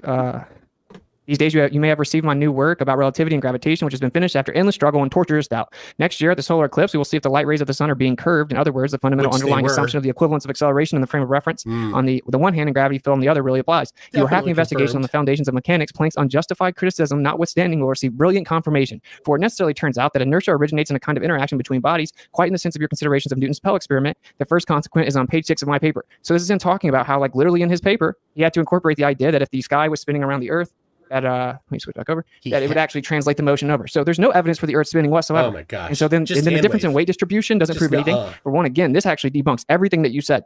Within relativity itself, relativistic application says if the sky's moving around the Earth, you get the same effects, and that they're identical.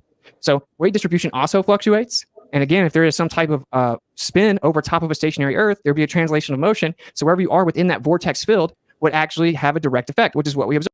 But a lateral change wouldn't affect weight, especially if it's in an evacuated chamber. Sure.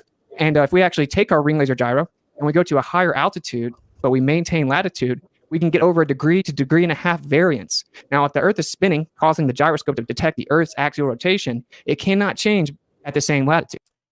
So it still measured a rotation, but it varied when you changed elevations drastically. And the pressure changed, and the documentation on that gyroscope says that pressure changes can affect it. Weird. You didn't, never mind. It has to be exactly the same at the same latitude, no matter what altitude or elevation you go. But we actually did this, and when we maintained latitude but went to a higher altitude, it changed. What that shows is you're actually detecting the motion of something above the Earth, not the Earth itself. So all the evidence that you invoked actually shows that the Earth is stationary. This was all before Witsit was even part of it. Of course, that's why you have to assume it's stationary to fly planes, assume it's stationary to fly helicopters or shoot ballistic missiles. Everything that we do assumes that the Earth is stationary. You brought up the equatorial mount. The equatorial mount tracks the motion of the stars in the sky, and effectively then it just points at the ground, assuming that it's going to come back around a ball. So just assuming how to interpret the equatorial mount doesn't mean anything. He didn't explain it.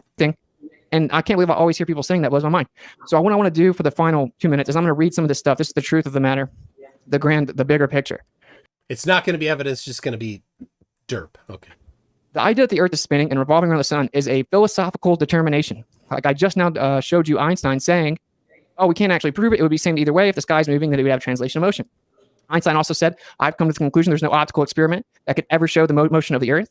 He was talking about in context of Michelson-Morley and using interferometry. He goes on later to say there's no terrestrial experiment that could ever prove the motion of the Earth. These are two different quotes. Actually, that quote is cited by Stephen Hawking in 2007. Though the Earth is rotating, Witsit. Cherry picking is lying. And saying, I've come to the conclusion, of course, agreeing with him, there is nothing you can do on the Earth to prove that the Earth is spinning. Yeah, we have people running around defending the globe in 2022, claiming that it's been proven with all the stuff on the Earth since 1851. So here's Edwin Hubble giving you a little taste of it. He said, this is a philosophy. Such a condition, he's talking about the Earth being in the center, such a condition would imply that we would occupy a unique position in the universe, analogous in a sense to the ancient conception of a central Earth. This hypothesis cannot be disproved, but it is unwelcome. It would only be accepted as a last resort in order to save the phenomena. Therefore, we disregard this possibility. The unwelcome position of a favored location must be avoided at all costs.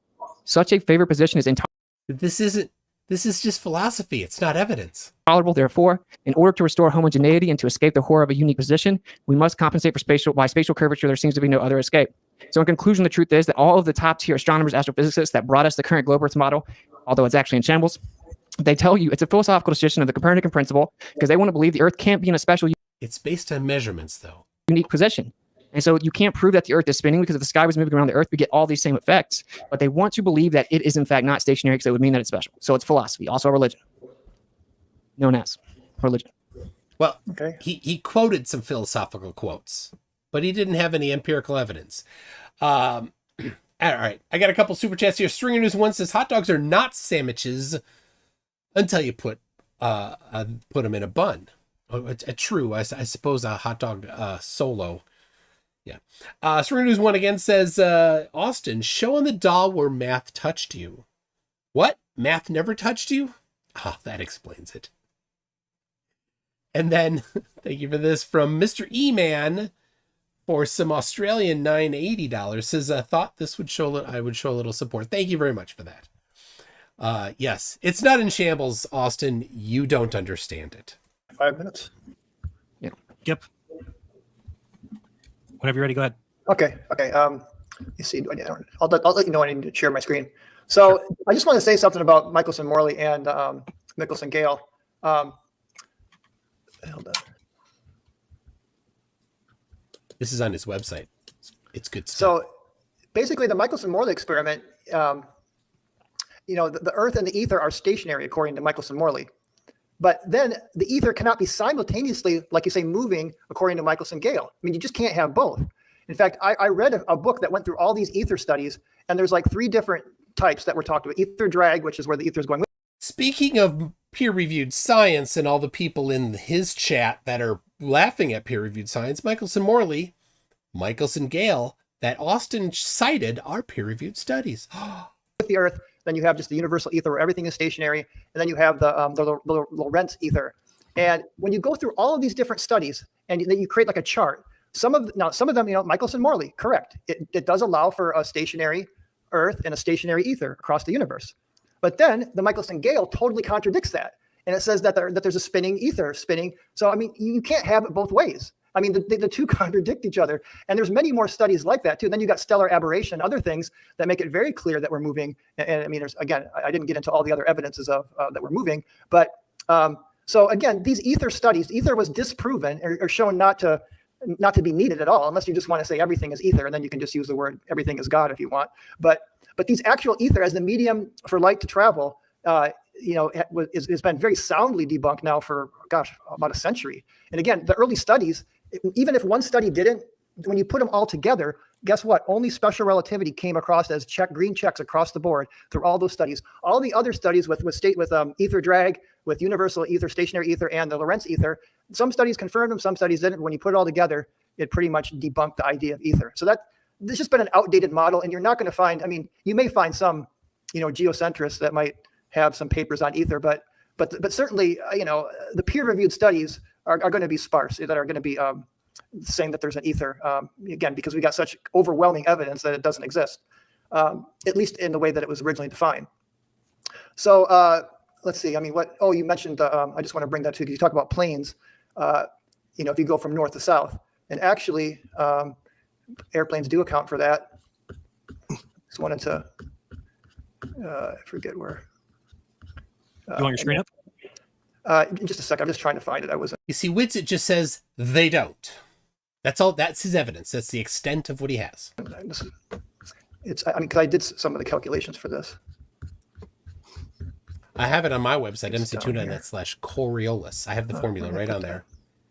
So you can get the actual lateral force on an airplane, or actual acceleration on an airplane. I forgot I had it in my slides. Do Coriolis. It's tiny. Yep. It's tiny.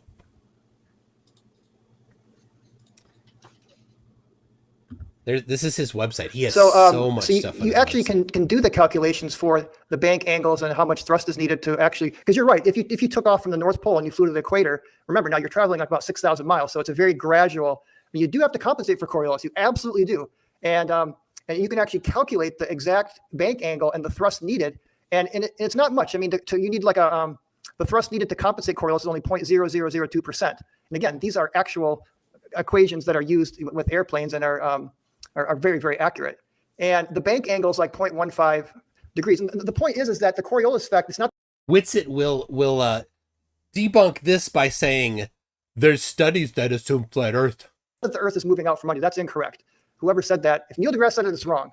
What the Coriolis says is that when you shoot a ballistic, you have that a greater speed at the equator than when you go north. So it's going to deflect to the right because the speed is slower at that higher latitude. So it's not that the Earth is rotating out from under you. It's that it just has more momentum at the equator. So the speed. So that's why it drifts off to the right. So that whoever said that's wrong. It doesn't. Even this book says that's a common mistake to think that the Earth rotates out from under. It's not true.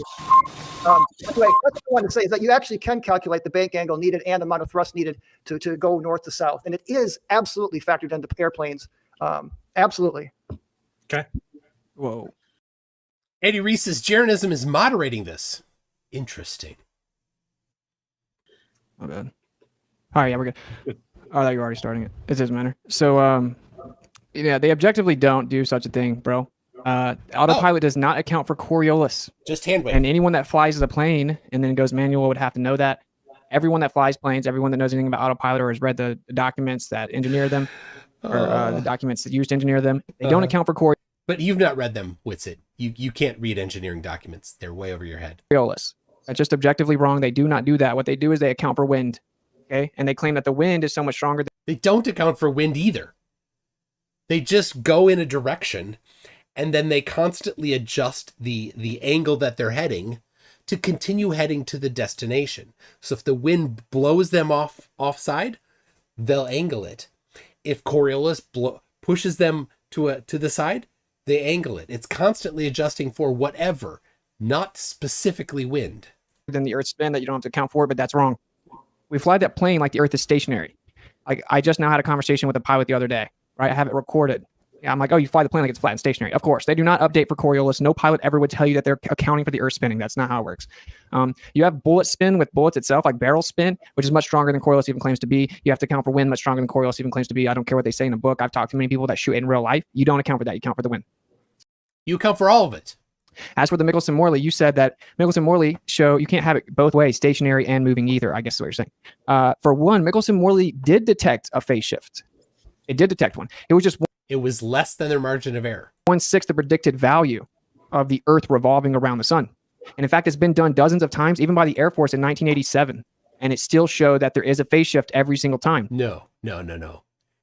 It's within the margin of error.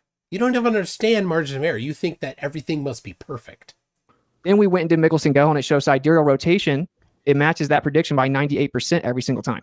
And that's because our 15 degree per hour convention that we use for time is actually just a generalized accepted average, basically, or an agreed upon convention. What the hell? It changes a little bit, which is why it fluctuates from 98% to 100% accuracy. We just use that convention for time. What the hell even is that? So it matches the prediction for sidereal rotation perfectly, and it does detect a phase shift. So the only thing Michelson-Morley did was show that the ether's not stationary. And so those. But no, Michelson-Morley, if the ether exists, the ether must be stationary for Michelson-Morley. Those work perfectly together. The ether slightly drifts over top of the Earth. Okay. And this explains all the phenomena. And again, you kind of waltz past it, but I'm going to really drive this home for the last 3 minutes.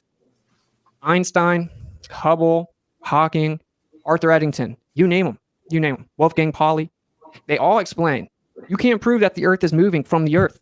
You cannot, including stellar aberration.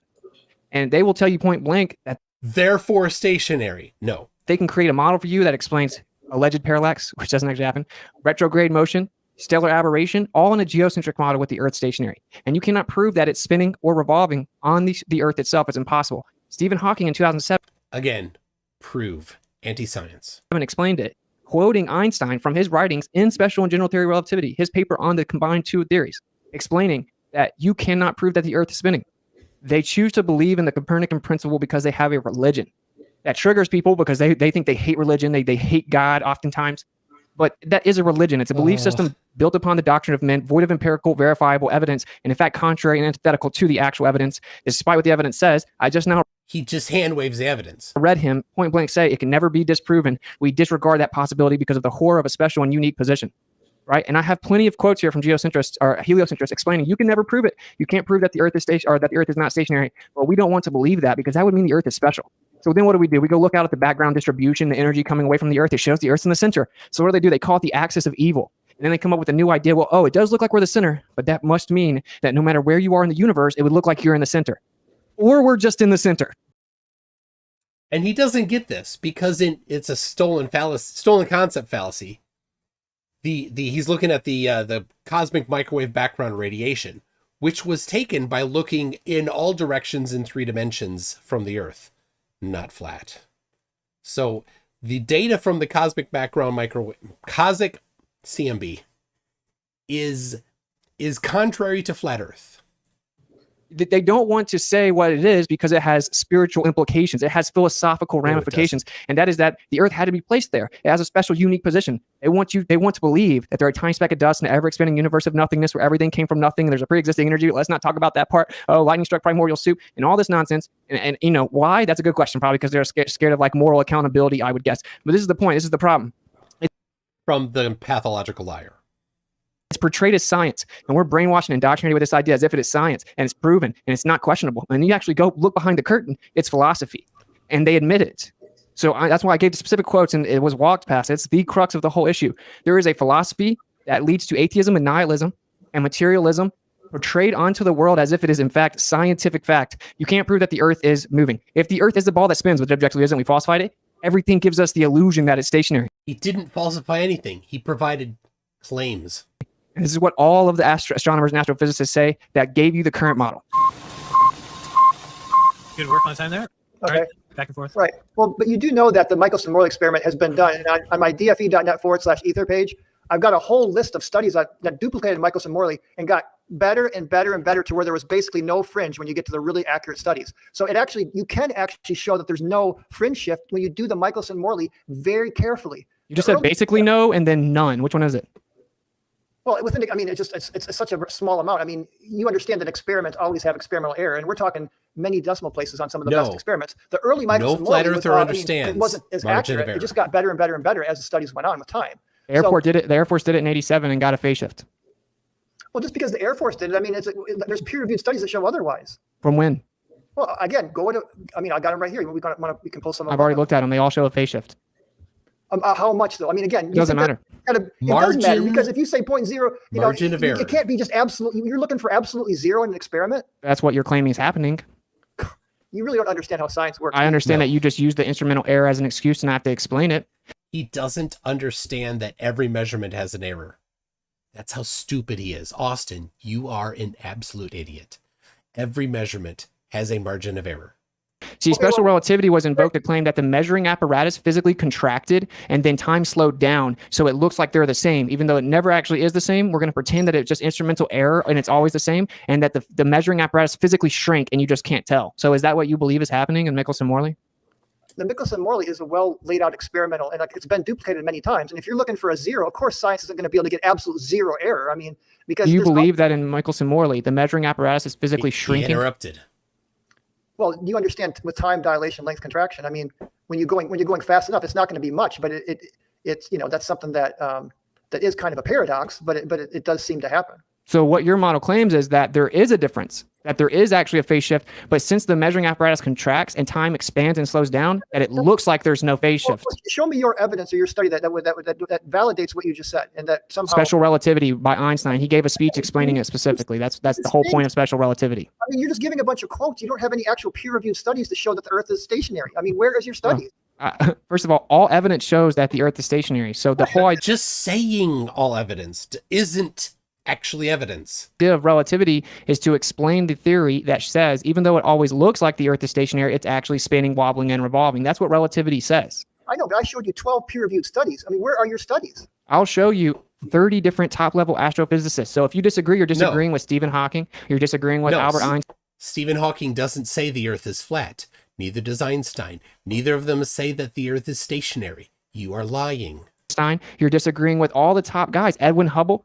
These are the people. See, I'm not appealing to their authority. It's called a hostile witness, right? And it'd be different if you had a new No, it's cherry picking. theory, but you still use Einstein's theory of relativity, even though it's drastically incomplete. It's been debunked. It doesn't work on the quantum or cosmological scale. It's incompatible with quantum. It doesn't work at all, and you guys just keep it. But my point is, no, it has not been debunked within its realm of applicability. Again, you did not listen to what I talked about laws and scientific laws, how they work. Relativity never claims to work at the quantum level, or even to work necessarily to understand dark matter and dark energy. it'd have to work on all scales if it was real. Well, again, where's your model that does that? Electrostatics. Again, but it doesn't have to work on all scales to be real, because that's not how science theories and laws work. That's how gravity has to work. It would have to be on all scales. We can use science to make to develop models or theories that can make accurate predictions about the world we live in. And those models and those laws have domains of applicability, meaning they don't work at all scales. And so we we do think that at some point there'll be a quantum theory of gravity. We just don't have it yet. It doesn't make accurate predictions, though. Are you kidding me? General relativity makes incredibly accurate predictions. It's off by 95% in the universe. What are you talking about? Okay, let's talk about that, because you really like to bring up. It only acknowledges 5% of the universe. The dark matter and dark. You understand how dark matter works? I understand in 33 discovered that the galaxies only had 3% of the mass, and then it was ignored for decades, and now it's called dark matter. The idea, dark matter is the idea. You ask me how it works, I'm going to tell you how it works. It's the idea that it doesn't interact with the electromagnetic spectrum, and it's assumed to be material, but it's undefined. We don't know. It's a mathematical discrepancy with what relativity predicts. Okay, show me a study with your that really encapsulates what you think dark matter is. I'd like to see that. No one knows what dark matter is. You're just saying words. Well, again, yes, I agree, but we can use dark matter in mathematical models to create using the background radiation. They can simulate that with dark matter, actually putting it into relativity. They can make very accurate models of how galaxies form, et cetera. They got supercomputers to do a lot of studies like that. Everyone knows that relativity made a prediction of the universe, and it was off. And so, if relativity is correct, there has to be something called dark matter, or relativity is wrong. That's all there is to it. Okay. Do you know what the average density of the universe is roughly? I don't make pseudoscientific fairy tale claims. Well, no, it's measurable. It's like 10 to the minus 9, grams per meter or kilograms per meter squared. It's very, very sparse. The point I'm trying to make is dark matter and dark energy are working on cosmic scales within the very fine, like for rotational, like the rotation of galaxies, right? The dark matter is probably like they think is in the halo areas of the galaxies. And it's spread out very, very thin. So if you apply dark matter to our solar system, let's say, for example, like the Pioneer, that's traveled billions of miles, they did a calculation of if you incorporated dark matter, it only deflect that by 1.5 meters. So this is just all theoretical reification fallacies. Again, there's all kinds of really good peer-reviewed papers on dark matter. No one peer-reviewed dark matter. No one knows what it is. It's not even defined yet. Okay, I'll send you a whole bunch of. Okay. Again, so the truth of the matter is, I don't like when people are dishonest about how awesome the model is. Austin doesn't like people that are dishonest. The irony is, because the truth is, it's known that if relativity is true, it's drastically incomplete. Best case scenario, it's incompatible with the quantum scale, and it did not show where electrostatics makes the predictions better. Predict the actual observations of the cosmological scale. This is just objective. Relativity has got to be updated or replaced, best case scenario. But I don't know why we got over to this. I want to know what your response is to the fact you can't prove that the Earth is spinning, and it's a philosophical determination. Well, I gave you a bunch of studies. Where are your studies that it's stationary? All evidence ever. I just explained it. I just explained that if the sky was moving, Einstein himself said that you would get the same effects. You're cherry picking quotes. That's not studies. That's not research. You know what cherry picking a quote is? If I take it and then I say it says something that if read in context, it says the opposite of what I'm saying. That's not what happened here. This is objectively. You're looking specifically for quotes by these people that support your model. Show the I'm representing the accuracy. I'm actually accurately representing. This. I mean, let's you want to do like 2 minutes each to finish, and then we'll take the chats, because if you got to leave at 8, we're up against. You can go first. Brian, my one question though, I just have a question. Are we not then allowed to look at Einstein and those guys, since they have a different model than us? We cannot read their books or anything. Of course, you can read their books, but we can't bring them up. We can't. But they've got such a body of research that you can find quotes where they might say the opposite thing in another context somewhere else. I mean, so if you're just looking for quotes to support your model, that's just confirmation bias. You're just sort of looking for things that support what you want to see. Yeah, that's what that's called, Bryant. Okay. Yeah, that's what you're doing, Witsit. You are searching out quotes, cherry picking them, and not having any evidence for your claims. Well, whatever it's called. I mean, I'm just saying that you're looking specifically for support for your model, but quotes are not studies. Quotes don't prove anything. You can prove that you get a translation of motion. If there's motion outside of a stationary system, it'll translate the motion to the interior of the system, and then you have centrifugal effects. You can prove it. Okay, but again, you said a massive shell rotating. So where's this massive shell that's rotating? There seems to be a gigantic sky. Stuff in the sky moves around the Earth. So that's what we observe. Well, what is that then? Is it sky ice? I mean, what is it made of? You want to do your 2-minute closing? Yeah, let's do 2 minutes. You got 2 minutes whenever you're ready. You want your screen up or no? No, we'll just talk. So again, I just want to thank everyone for coming. It gets heated, I know, but it's still, I enjoy hanging out and talking about these topics. And I feel that with gravity and rotation, I presented actual peer-reviewed evidence that's very solid, that proves that the Earth is that gravity, again, within the scientific framework of a scientific law, the universal law of gravity is absolutely valid within its parameters. And again, it knows its limitations. It knows where it can and cannot work. Same thing with relativity. I mean, they work within their parameters. They're not meant to work at the quantum level or at some other scales.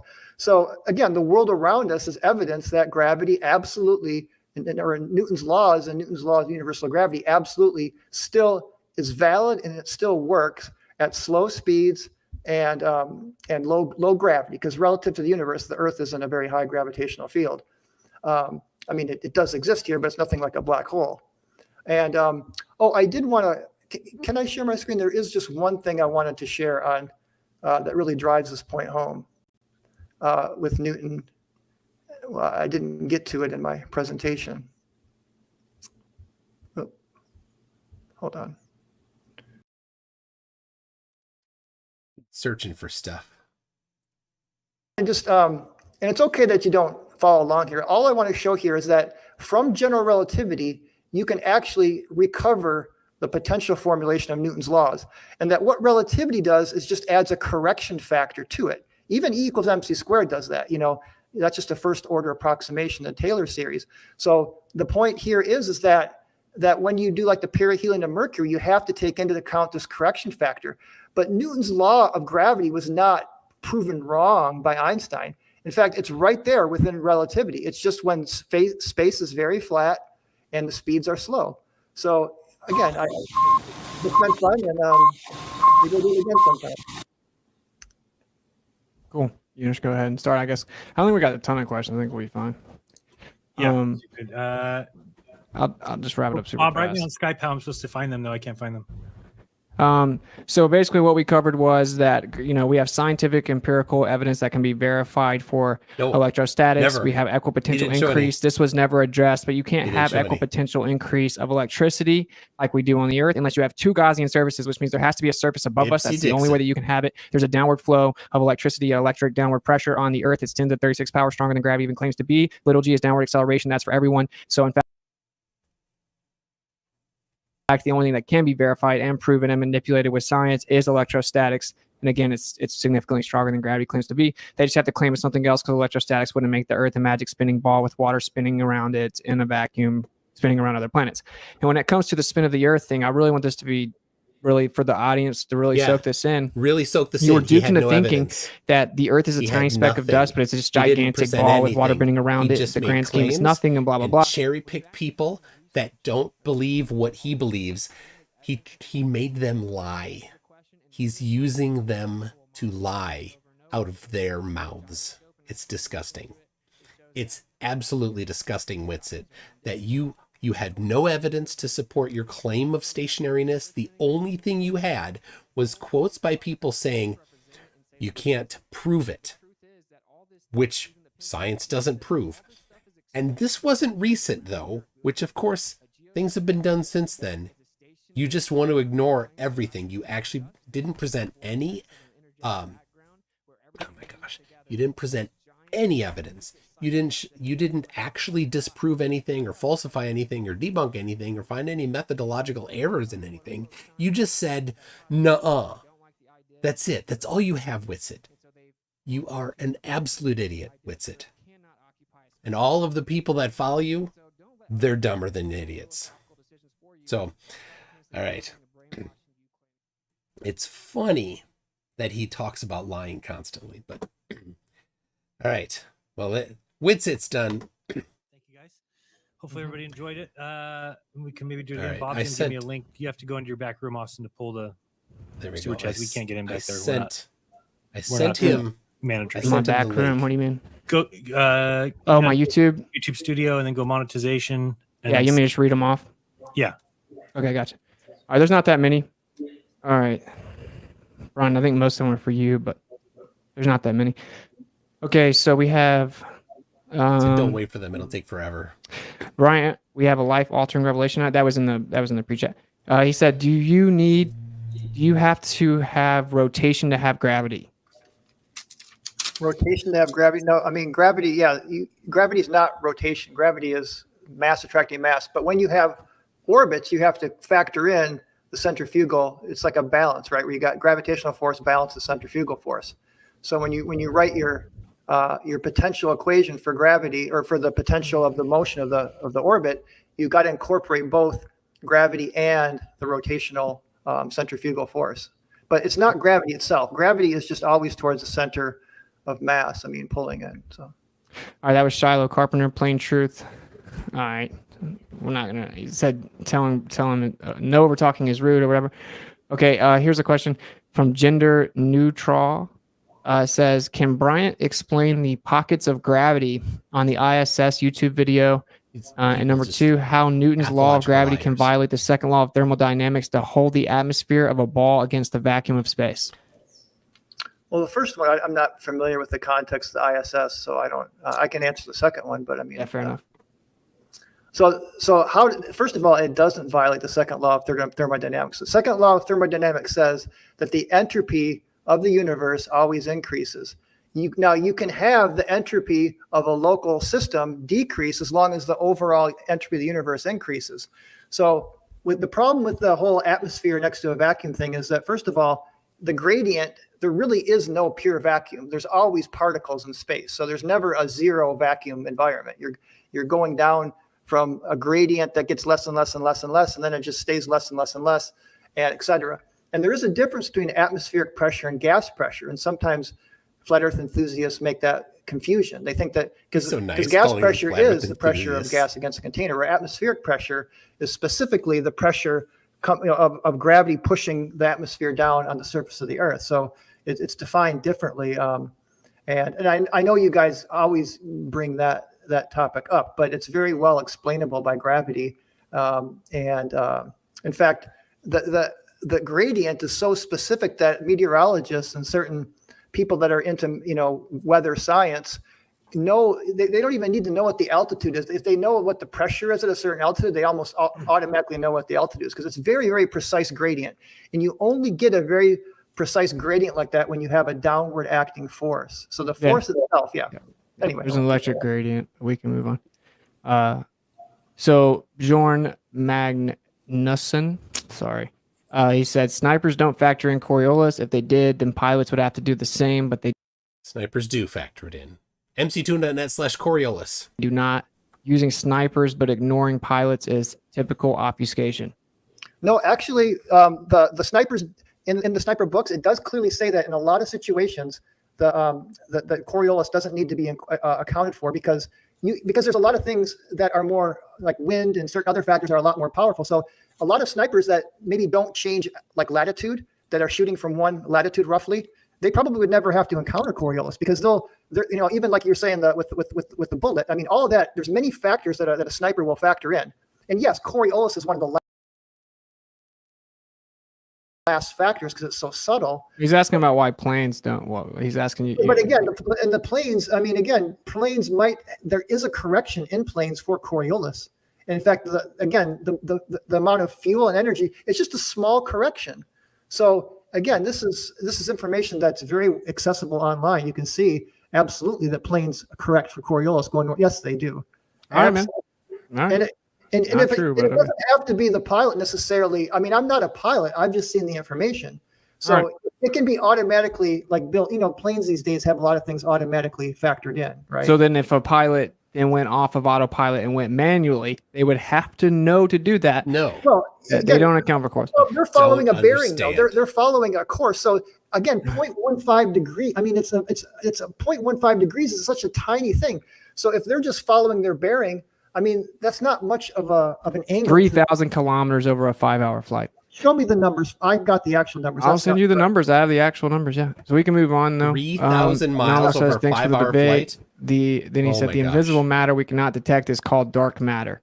Quote from NASA. The invisible matter we cannot detect is called dark matter. That's from NASA.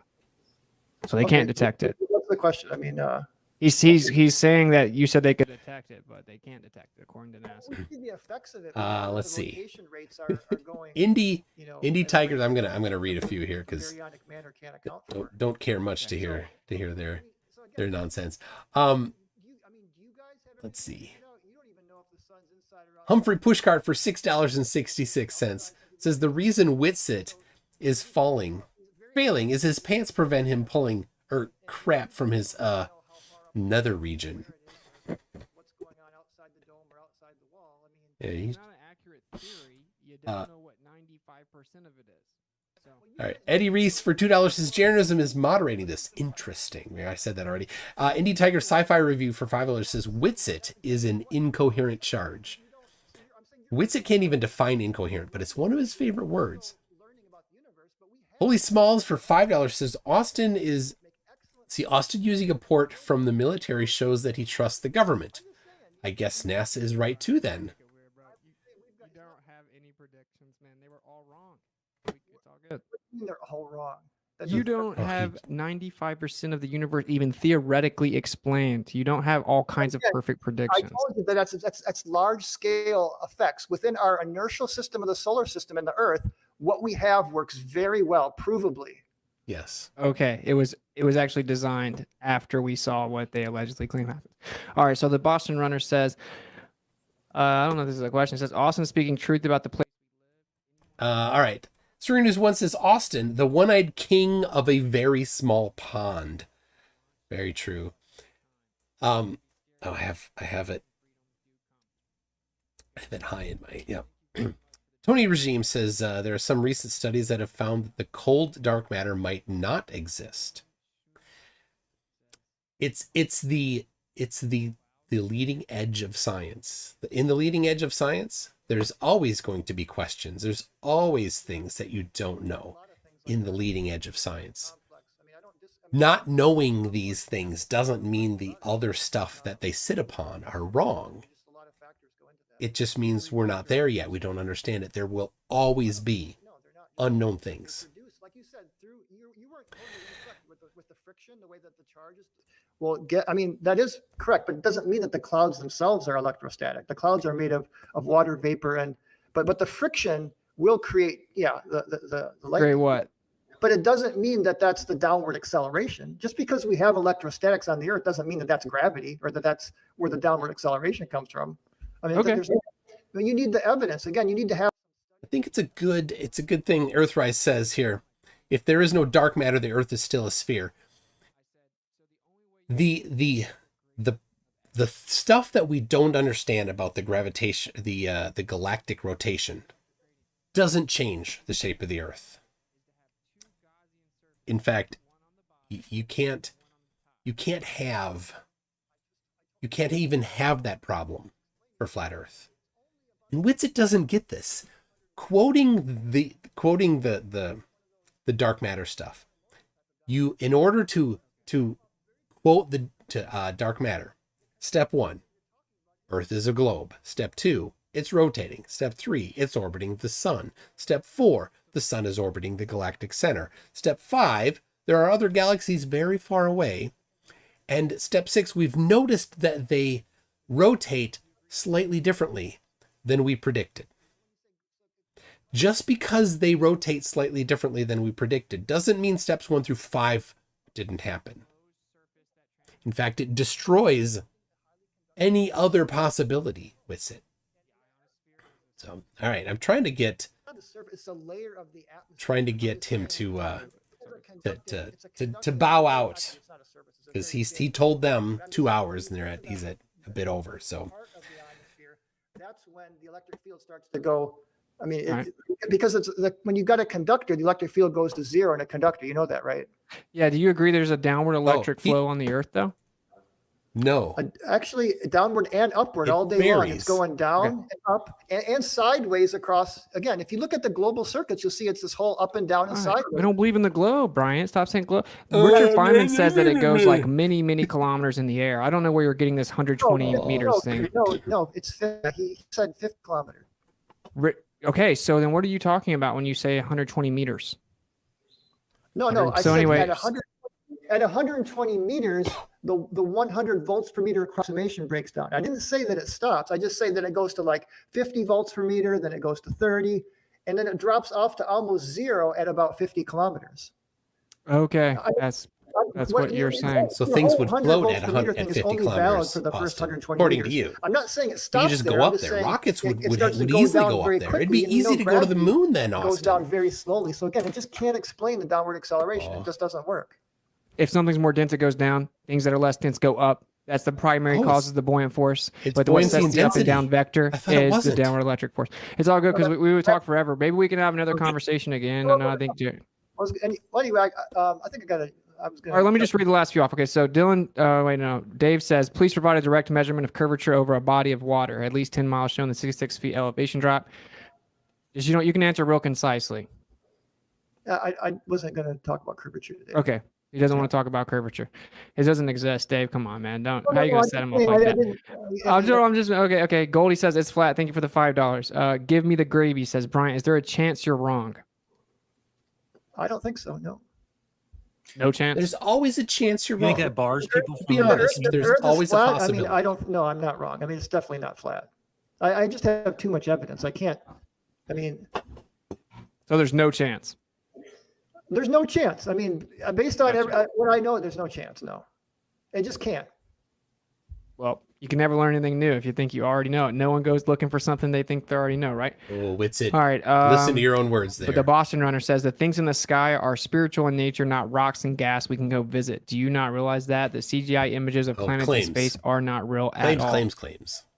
Actually, I've had a telescope, and what you guys call these images of planets is bokeh. You know that, right? It's out of focus photography. That's what they So- say, but digital is different than analog, and it seems to show a different spectrum of the light. Oh my With a gosh. telescope, I've seen Saturn as it looks. That's analog, It's not analog. It's with an actual telescope, not with a P900 camera. which is analog versus digital. Yeah, You think P900 cameras are meant for astronomy? they're just digital pick up a different type of spectrum. So No, anyway, what? question the Both. answers. You can see them way too clearly to just be out of focus. That's just a cop out. It's digital my versus gosh. analog.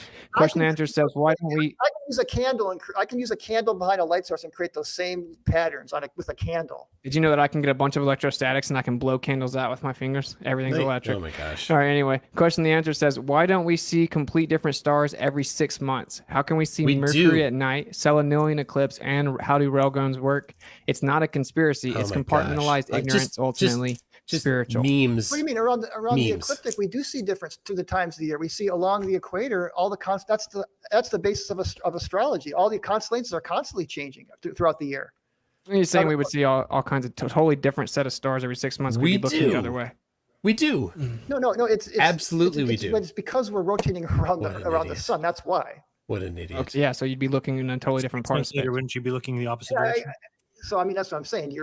It's because we are orbiting the sun that we go through the different constellations throughout. But now the North Star, again, we can go on and on. Let's just Yeah. Okay. Fair enough.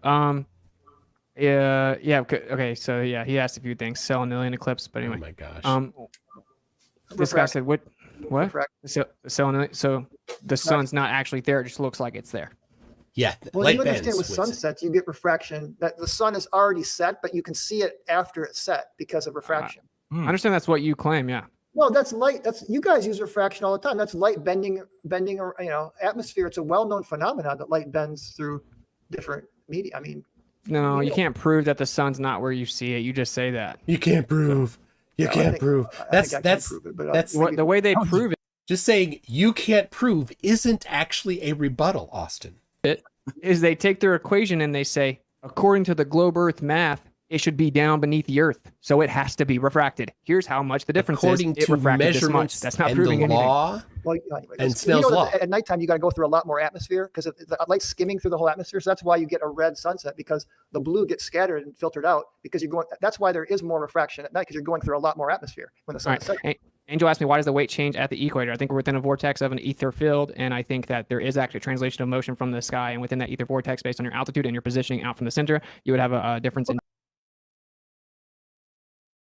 downward Show some pressure. evidence. Show Just some evidence salad. for that. I'd like to see the evidence. I have the same evidence you do. You just claim it's gravity that can't be proven. Salad. Just It can be Witsit proved. salad. It's centrifugal force. It's very well measurable. It's very simple to calculate. Witsit. actually. BS. Okay, so when you say measure Witsit calculation, didn't those are two take different things. science Obviously, you class. just beg the question You and can assume take- it's there.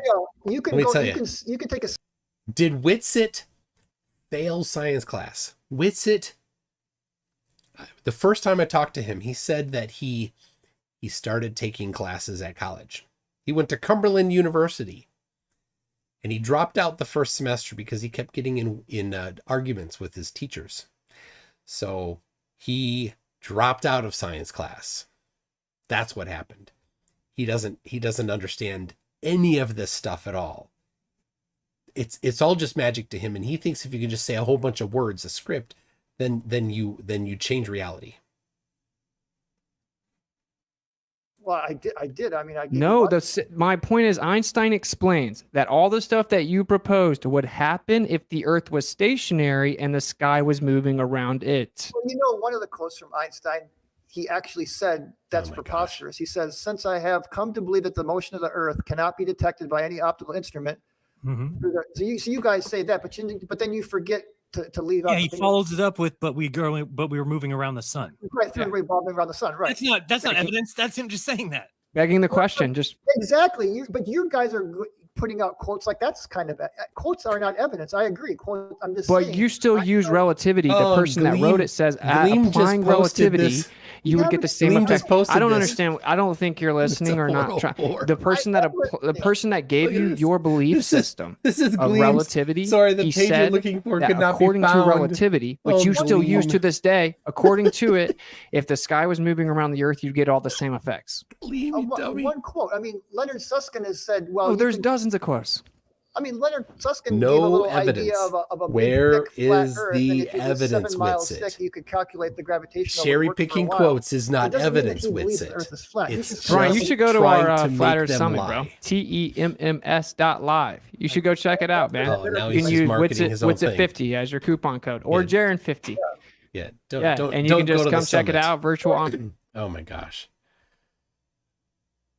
I think this maybe is the last one. Thank you for being here. Don't be out. too close. He said at Bryant, thank you for being here. Don't be too close-minded. Close-minded is. And then someone said, why haven't constellations changed in all the years? They have. They have. He says they have changed. Okay. They have. Well, we can talk about that.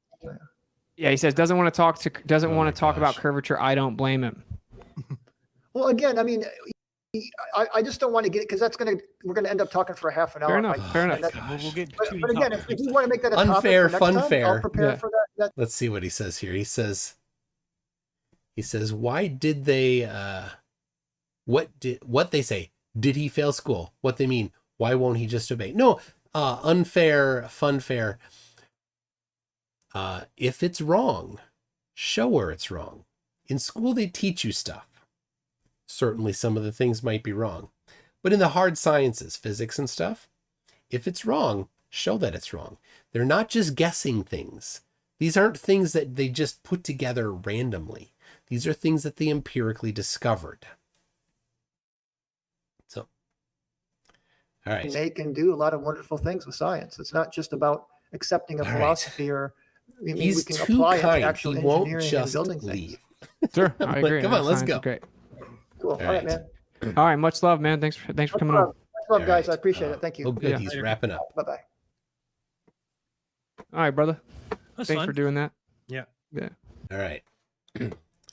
Well, we can enjoy looking at Gleam's citation here. The page you're looking for cannot be found. You can see their chat going. And I have the link sent to Bryant. He's going to be joining us in a minute here. And if you haven't yet subscribed to his channel, you better get on it. Could somebody grab his the channel link again? I think. Oh wait, I think I have it. But just so the people have it, I'd love it if at the end of this, his channel had a good large number of people. I'll see what it was in the 60s today for the number of subscribers, and there's 400 of you. It better be 460. Well, it's 148. Better. But come on, let's see. Let's get him up. Let's get him up there. Wouldn't it be nice? Wouldn't it be nice to say, hey, thank you for debating Witsit by going in there, giving him a bunch of subscribers. These videos he has are fantastic. He is really, really good. I'm so excited that he has gotten gotten involved and interested in this topic, because having somebody this bright is always good. I mean, we've got plenty of smart people, of course. Professor Phil Bell and PhD Tony and Mike Bertelson. Lots of smart people. So it's good. It's good to have these. Oh, here it is. Here it is. Hold on. There we go. All right. We see a welcome. Oh, hold on a second. I need to change the audio settings. People can't hear you yet. Speaker is to OBS. All right. They can hear you now. All right. That was something. That was well. Good.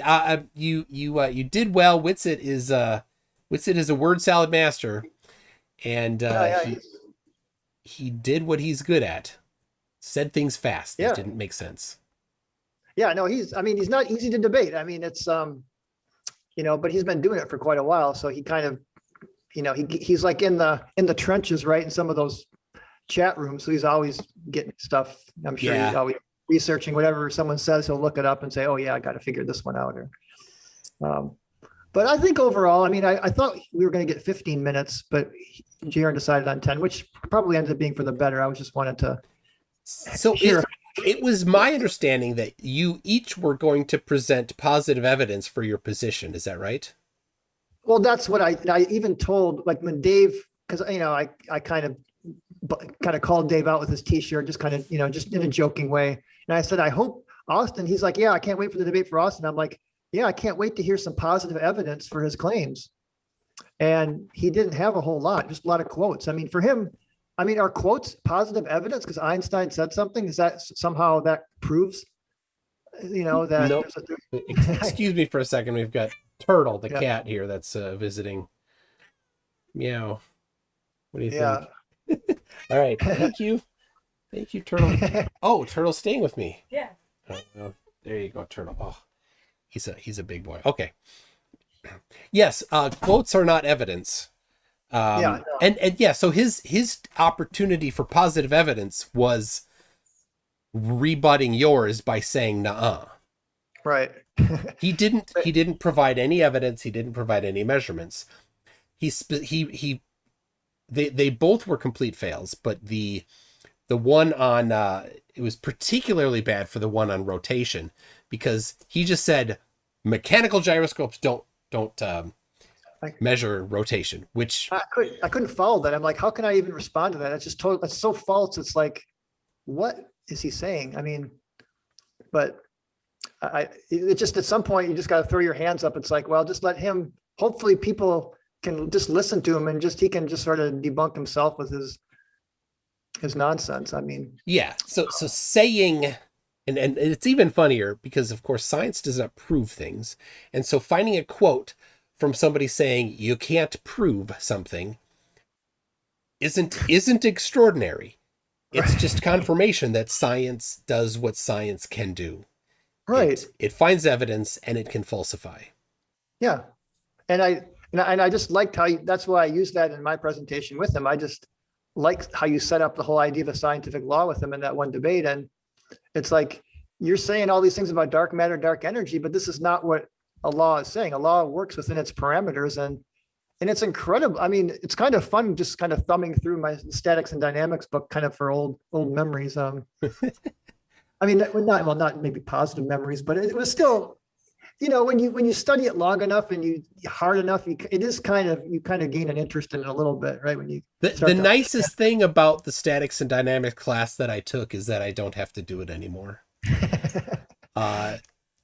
I'd mentioned it before you started that electrical engineers take a statics and dynamics class or two of them or something like that, and it's a challenge because it's outside of our, we're doing all this electrostatics and similar things. We've done all of the math on electrostatics. Yeah. Witsit's done nothing.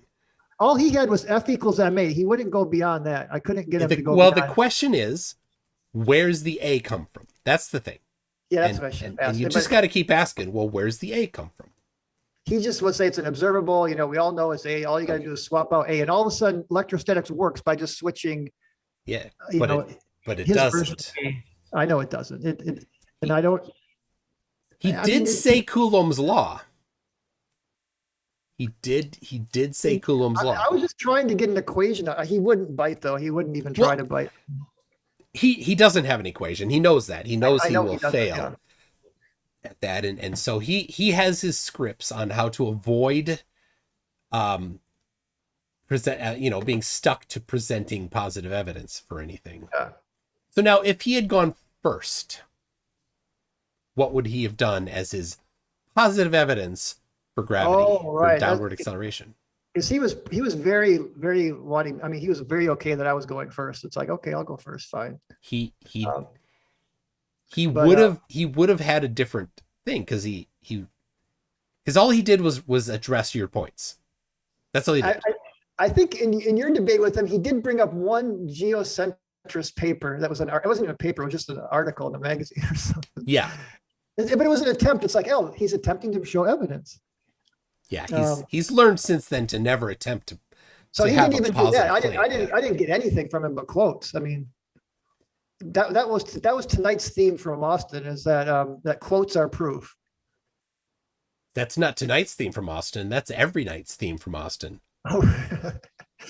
Some of those Einstein ones, I thought I was well versed on enough of them, but some of them were kind of new to me. I hadn't heard that one of Einstein with the you could duplicate the rotational forces with like a massive shell rotating or something. I gotta hug my wife. Hold on a second. You keep talking. Oh, go ahead. Yeah. So, but yeah, that was a new one for me. Did he really even say that? He may have said it. I'm not going to say no and then get caught, not knowing the quote. But yeah, it was certainly interesting.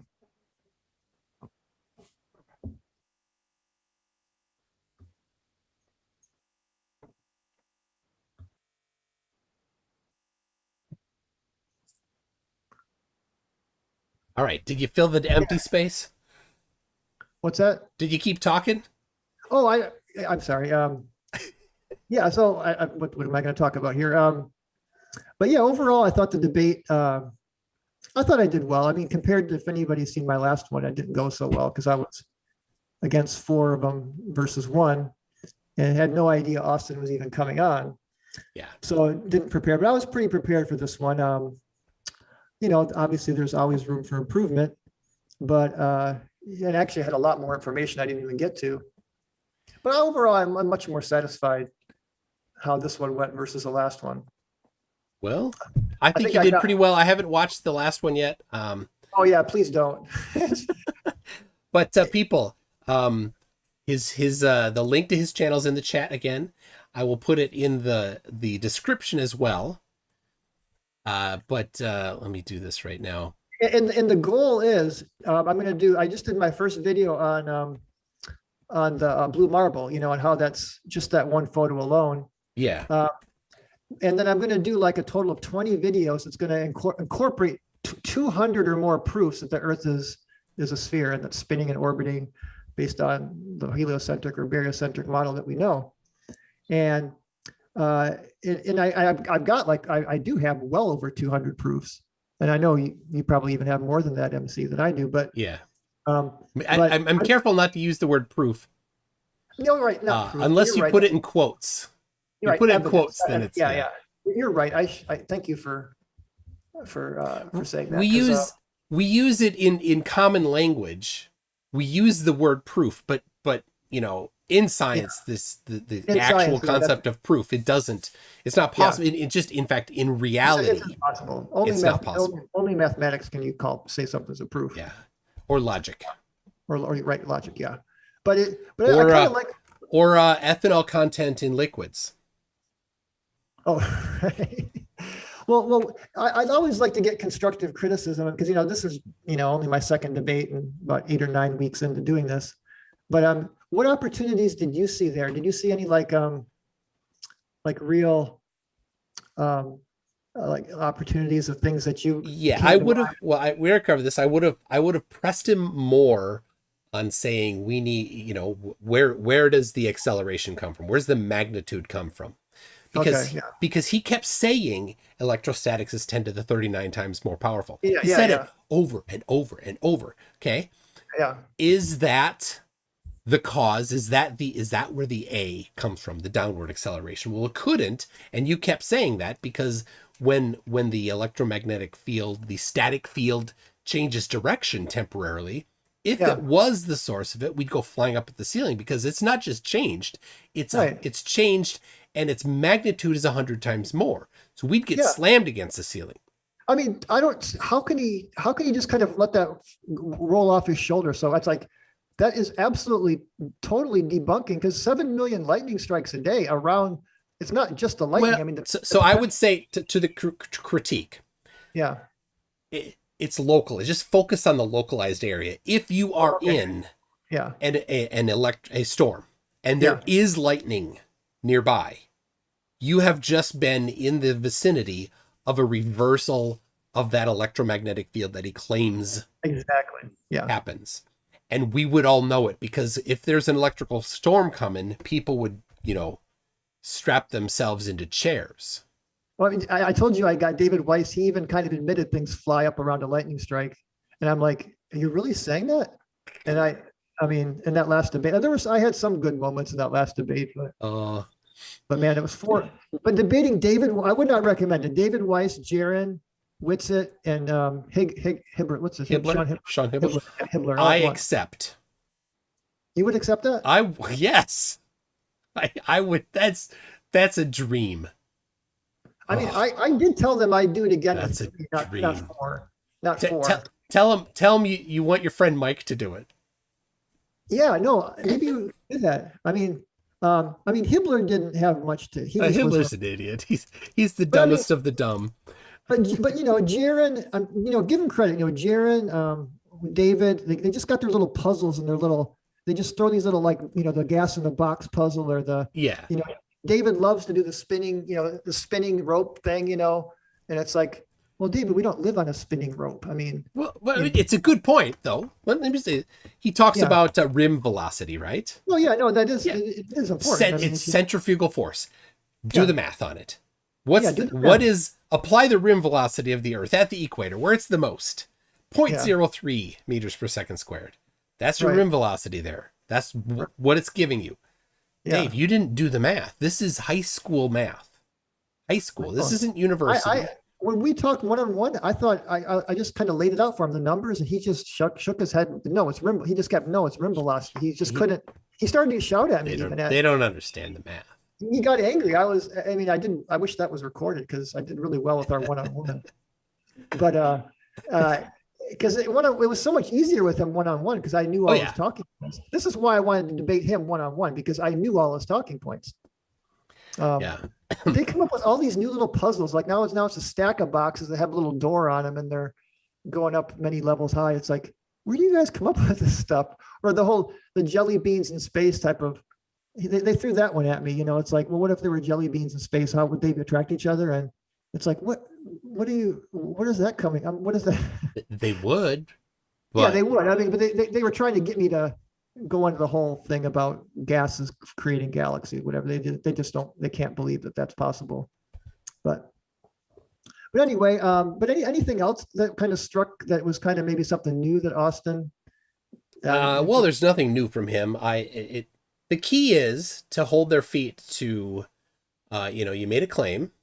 Positive claim that it's electrostatics, okay, and it's stronger than gravity. Yes, okay. Let's go through that right now. Show me the law that governs it. What's that law? And let's apply it right now. I have right here an object. Its net charge is 0. Right? Yeah. Now, what do we do next, Austin? Yeah. What's next? The net charge is 0. Oh, there's more charge than that. What's the charge on this then, Austin? You think he'll actually play that game though? I mean, maybe I should try it next time if we debate again. But I tried to press him for a form. He wouldn't. He just kept deflecting on the. Well, he has to. Yeah. But what I want to do is I just want to keep pressing. Like, all right, let's do it. I'm ready right now. You made the claim, Austin. Austin, you claimed it's electrostatics. Let's go. Show me how it works. Apply it to this object right here. Right. Its net charge is 0. Now what? Right. And that's why I had the little whiteboards. I was hoping we could kind of go through. He wasn't playing ball on that. And I'm sure you could have framed it better to maybe get him to. Yeah. At least to sort of make him look obvious, like he has I mean, I guess for people that. In his echo chamber, they think he's a genius. I know. They do. Really... And part of the reason why is because he keeps telling them that he's so smart. Well, David's like, he said that's his ace in the hole. I mean, he told me, it's like, really? That's your ace in the hole? Austin's an idiot. He's just dumb. All right, let me read a couple things here. And if you address it to me, and then if you have a question, I'll read it to him or a critique or something. But my mom bakes cakes for 10 Australians, says these cows are small and the ones outside are far away. Small, far away. And the cows are electric. Does cow manure fall down due to electromagnetism? Right.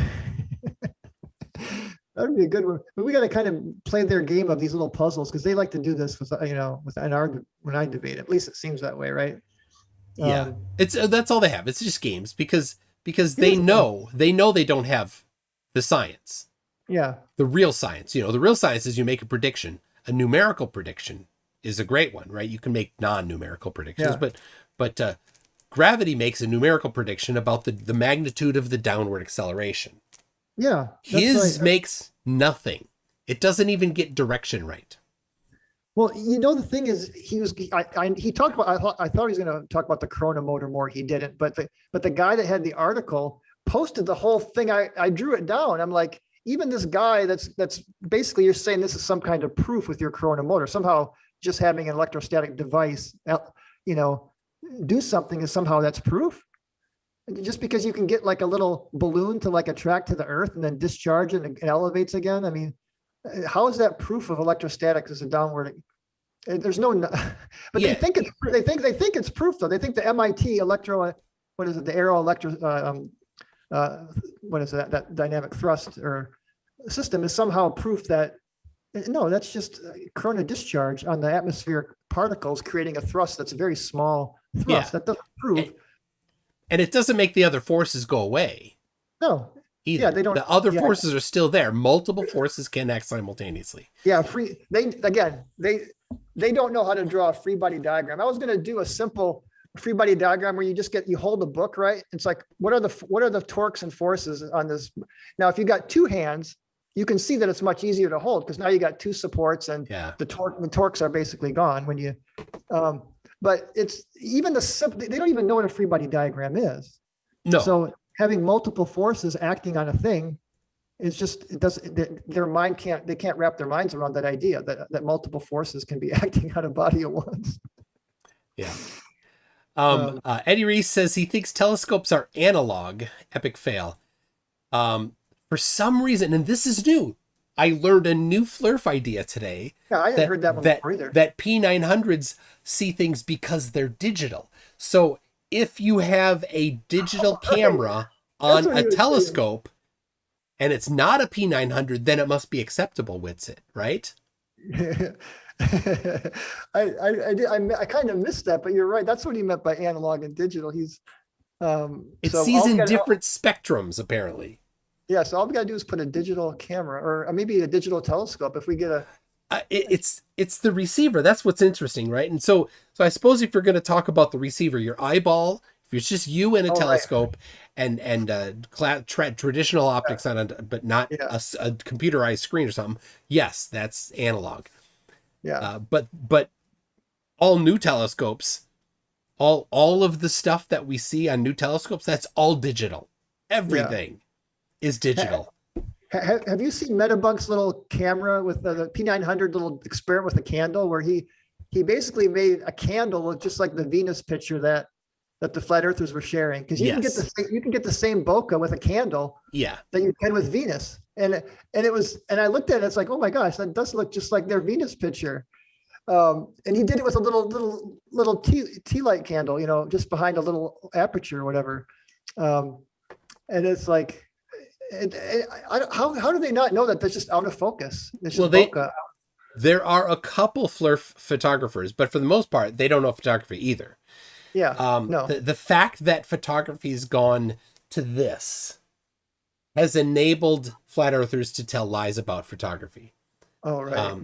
Right. Because if it was still, you know, not even point and shoot, but, you know, like real SLR cameras with film, the people that knew photography, they had to know these things. They had to understand bokeh. They had to understand exposure. They understood that if you take a picture of the moon at night, you're not going to get the stars. If you see stars, it is likely that it's been faked. Oh, wow. They get it backwards. They're like, how come there's no stars? There should not be stars. You think about that. Their hubris in their understanding that these people that don't understand about anything about photography look at things that they claim have been faked. Yeah. Right? But if somebody's faking it, wouldn't they at least fake it right? Because there are photographers that would look at that and say, wait, why are there stars there? There shouldn't be stars there. They're too far out of range. Yeah. So Peter G says the automatic direction controls are analog or digital. The telescope itself is just optical. Yes. But I think I'm pretty sure Witsit was talking about the actual like receiver plate, right? Where the image is read, where it's your eyeball or some film, some actual, you know, photographic film, or a digital CCD. But wouldn't you want, I mean, wouldn't you want to be like more analog, get like the truest, most it's just, Ipsy Dixit. It is, it's an appeal to authority with yourself as the authority. He just said digital sees things in a different spectrum. Yeah. Where was the evidence for that? Where is nowhere? At least I didn't take your cue from that. I asked him probably at least 30, 40 times, where is the evidence for that? I mean, just every time I tried to just stay on him with that. It's never. Yeah. At least you're like pushing him to give evidence, makes him uncomfortable. And so he just stops his word salad sort of run on sentences. Yep. All right. Matt Charles has accused you or me or both of us of being shills. Am I? Oh, great. So there you go. Well, welcome. Thank you, Matt. I wish I got paid better from NASA. Have you gotten your paycheck from NASA? Oh yeah. I mean, it's $0. Yeah. It's okay. I'm trying to get some interest on that. So flat Earth interest, maybe the flat Earth interest will add money to that. Well, all right. From Humphrey Pushcart for you, says Bryant, what's it like to peer upon the peak of Mount Dunning-Kruger? Looking forward to viewing your channel. What's it like to peer upon the peak of Mount Dunning-Kruger? Oh, I mean, the flat earthers, the Dunning-Kruger. I'm seeing them all the time. That's the peak. That's the peak. I get. Okay, yeah. So yes, there's the mountain of Dunning-Kruger, and they sit atop it. Yeah, it's and again, how is he somehow being like these top flat earthers like ace in the hole? I mean, that's like that just there's a couple things. He practices his scripts. He has those scripts, and how many times did he say 10 to the 39th power? I was expecting that. Yeah, I was expecting that one. He practiced that, and he pressed the play button on that over and over again. Right. And so the people that don't understand these things don't understand that there are ways to calculate electrostatics and the forces associated with them. Yeah. They don't understand that, right? These are the people that can't understand how to solve a triangle, right? They cannot do middle school geometry. Look, hey, I got to show you a little show and tell here. This is an electrostatic sensor. Oh. And I walked around the block today with this. I made sure I was grounded, because if you're not grounded, it'll pick up reading. Yeah. I got zeros everywhere.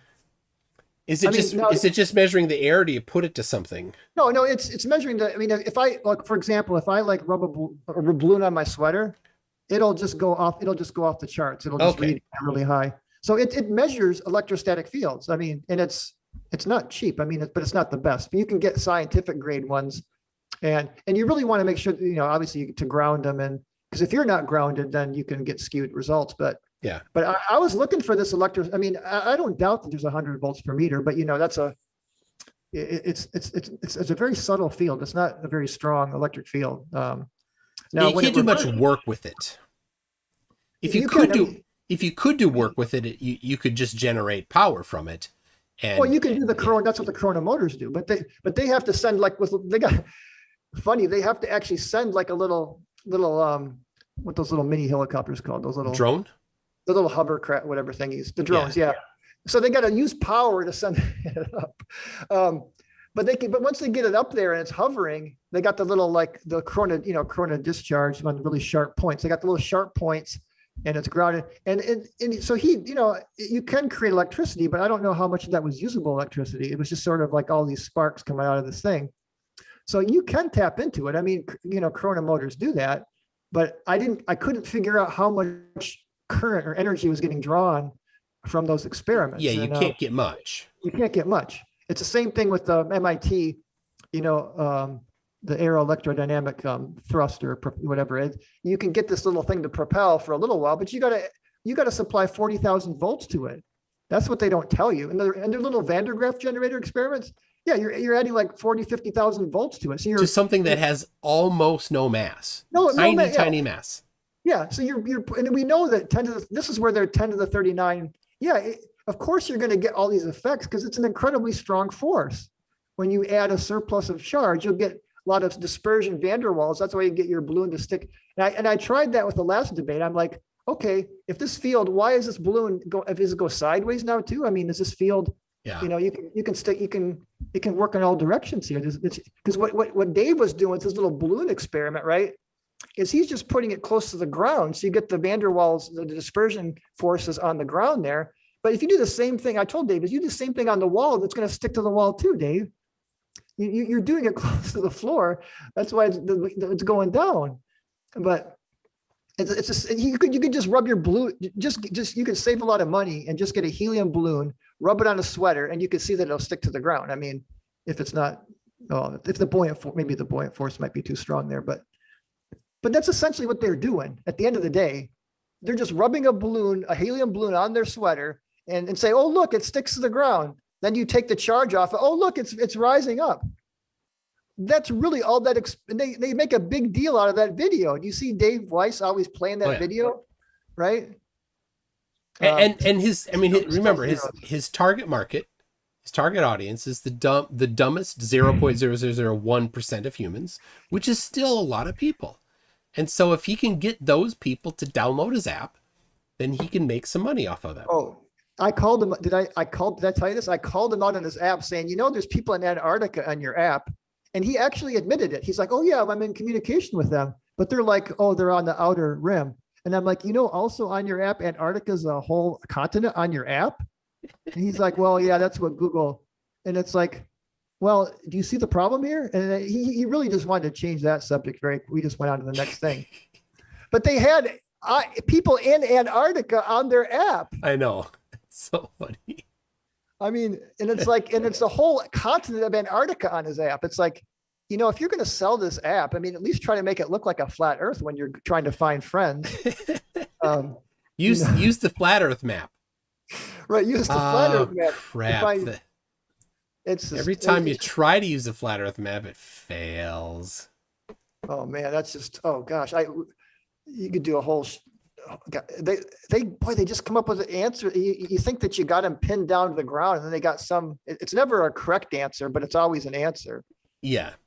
And they get it to sound, they must just rehearse this stuff and get together and just say, we got to figure this thing out. Well, there's a couple that rehearse.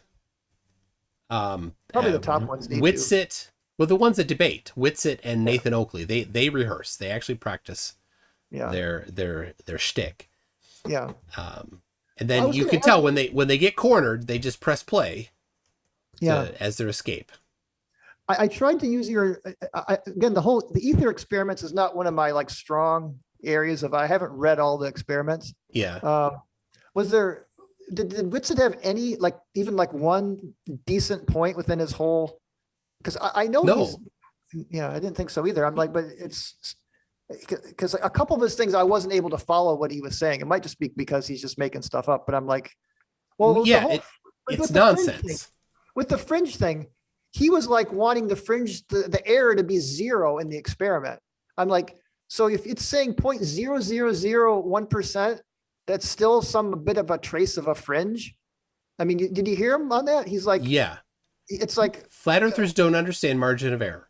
yeah, it's a margin of error. You're not going to get up. I mean, I guess it's possible, but again, at some level, at 1,000 decimal places, it's not going to be zero. Nothing's going to be 0 completely. But yes, those, I didn't read all those, but they got progressively better, much better with their,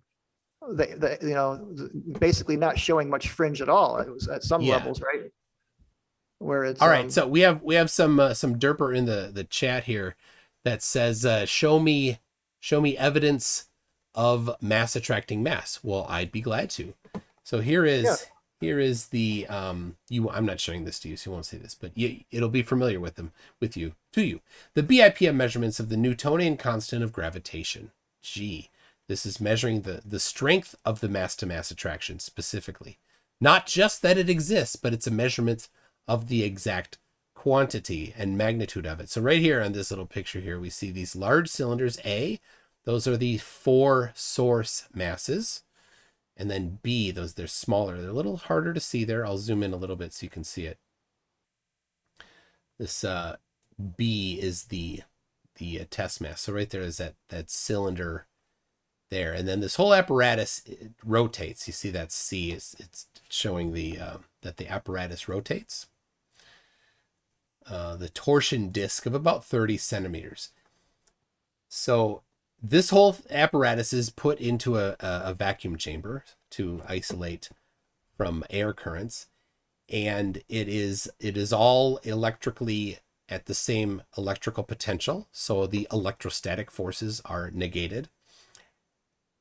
And it is horizontal, not vertical, so that the Witsit's proclaimed vertical voltage gradient of 1 volt or 100 volts per meter is negated because these are horizontal, so they're all at the same potential, if that is a thing, which it's not. And then this shows here, this little dashed line shows where the actual vacuum chamber sits. So the whole thing there is in a vacuum chamber, and pretty. I love how they put the dashed lines in there. So there you go. This paper is on my website, mctoon.net/G. This is an actual real empirical measurement of it. If you just say nuh-uh, you instantly lose. This is how science is done. It's done like this, and then they write down in detail how they did it. This is one of hundreds of different ones that they've done.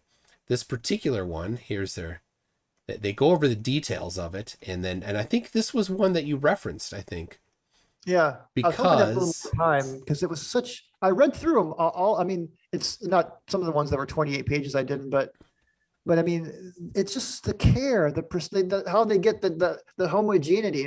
They make sure that the sphere is perfectly homogeneous. With the coating to eliminate electrostatics and the gold. I mean, they do all these things with the mu steel. I mean, I appreciate that because I know a lot about mu steel and using squid magnetometers, and it's just shielding magnetism. Just such care and then you see that chart I put, it was from one of the studies.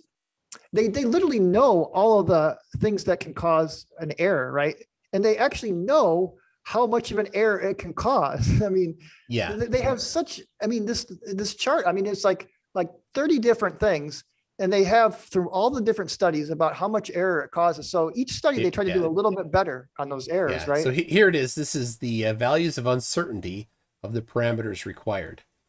So this is the parts per million of uncertainty because of the specific masses of the test masses, the source masses, the test mass servo, how much the servo mass is. The capacitance calibration is 6 parts per million. all of these things they took into account. Yes. It's just and what do flat earthers have? They say, it's 100 volts per meter. That's all they have. So there you go. 77 conspiracies. Well, what Witsit said was it's electrostatics. That was basically his answer to it. That is his only answer. It is electrostatics. At least I got to put in the little strong nuclear force. I'm glad that this came up. Because I don't know, I guess he did understand that like charges repel, but I don't think he understands that the nuclear force is like a rubber band, right? It has a short distance. It's not electrical in nature. The proton has a net charge of 1. It made out of 3 separate quarks, and somehow it still holds together. It's clearly the force holding it together is not electrical in nature. It can't be. Well, and that's, again, atomic bombs. I mean, it's like you can see how much energy is. I mean, that's actually not the quarks. They can't separate the quarks, but the strong nuclear force is within the nucleus too. It's not just the quarks. It actually does hold the nucleus together as well. Yeah. Because the protons are positively charged, and something has to hold all of those positive charges together because they repel. Yeah, exactly. But again, you can't. That's not electrostatics at all. And I'm glad you shared that video with me, because I'm like, it's something I know, but it's like, well, of course, why didn't I think of that? So for people wondering, I had found a video of Witsit talking about electrostatics, and Leo Filius, this was on Modern Day Debate, saying, talking about the strong force, because the strong force is stronger than electromagnetic force. 100 times stronger, yeah. Yeah, so Witsit's like, well, the electrostatic force is stronger than gravity, therefore it's electrostatic. Well, by that logic, then everything must be the strong force, because it's stronger still than the electromagnetic. 100 times stronger. I mean, about roughly. I mean, it's incredible how. I mean, again, it doesn't even at all remotely look like the electromagnetic force, because electromagnetic force goes out to infinity. The strong force is strongest. I mean, it's kind of the opposite. I mean, it gets stronger as you go further away from it, because it's like snapping it back. Yeah, and then it goes away if you get past the threshold. Yeah. All right, King Ed V says, I read an article that the 3-body problem was technically solved using the drunkard's walk. Have you heard about that thing, Toon? I've got a good answer for their whole 3-body. I saw David brought that up in the last debate. There's no answer to the 3-body problem. So? Because we can't model it doesn't mean it doesn't exist. Well, you know about the Lyapunov exponent, right? Within chaos theory, it's basically tells you the horizon of predictability. So it turns out that for our solar system, it's about 5 million years. Now, when you apply that to eclipses, it's only about a 4,000 to 5,000 year window. Again, this is just according to chaos theory. Whether that's totally accurate or not, the point is even though we have this very complex solar system, the orbits of the planets are incredibly predictable. Where the weather, the horizon of predictability for the weather, you and I know, is hardly even 24 hours. Yeah. Because the strange attractor, right? The line, they just diverge so quickly. But the planets, the Lyapunov exponent actually makes them one of the most predictable things with the planets in our solar system. So even though it's a chaotic system, it's incredibly predictable in the chaos. So you can't just say 3-body problem. There's different levels of predictability within a chaotic system of nonlinear, where there's kind of this coupling happening between all the different bodies, right? They're not linear, independent motions. It's fast. It's chaos. I took a class in chaos theory, and Georgia Tech at the time was one of the top chaos schools in the country. The bulk of my understanding of chaos comes from watching Get Smart episodes. Yeah. If I could hear this to really demonstrate how stupid flat earthers are, 77 Conspiracies comes in with his rebuttal against the actual real science that real scientists did and the hard work that they did. Here's his rebuttal. Go outside, put a big rock next to a small rock. Let me know what happens. That's how stupid he is. How about you put a pendulum next to Mount Schehallien and try to take some care and see the angle deflection? Yep. All right, let me see here. We've got Technix1 says, have a look at Mr. Supermodel's channel. He has a tutorial on how to properly zoom on planets using a P1000. Yes, it's doable without a telescope. And I've seen, I don't know if it's his or not, but there certainly are quite a number of videos showing how to focus a P900 or P1000. Yeah, I'm sure it's just like taking a picture of the sunset and doing it right, with solar filters and manual exposure and things like that. I mean, yeah, I mean an old manual lens like this one from my Pentax that I don't have anymore. I can focus it at by just doing that, right? I don't know if that's zoom or focus. That's it. I mean, you just it's set at infinity. There you go. It's ready to look at stars. Right. Yeah. Eric Erpelding says, did Witsit ever explain or define what incoherent means when applied to electrostatics? Did you get anything? I should have pressed him. He just says what he says is incoherent. That's this whole thing is incoherent. It's perfect, actually. It's called incoherent because it doesn't make any sense. It's just parroting. He's because he heard somebody else say it. But yeah, what's the definition of incoherent? So basically, within the flat Earth community now, we have the pure density buoyancyists, like the purists, right? That don't want to go into electricity. And then there's like people that use like atmospheric like acceleration, and they somehow just replace G with acceleration of atmosphere. And I've seen, of course, this incoherent dielectric acceleration is getting popular.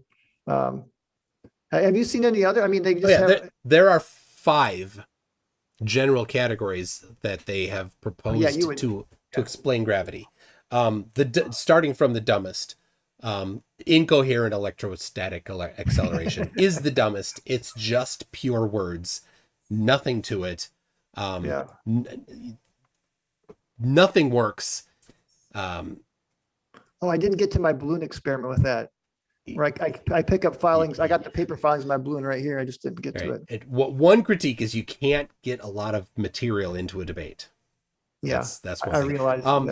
Then the buoyancy and density thing is a complete failure because density is not a force, it's a scalar.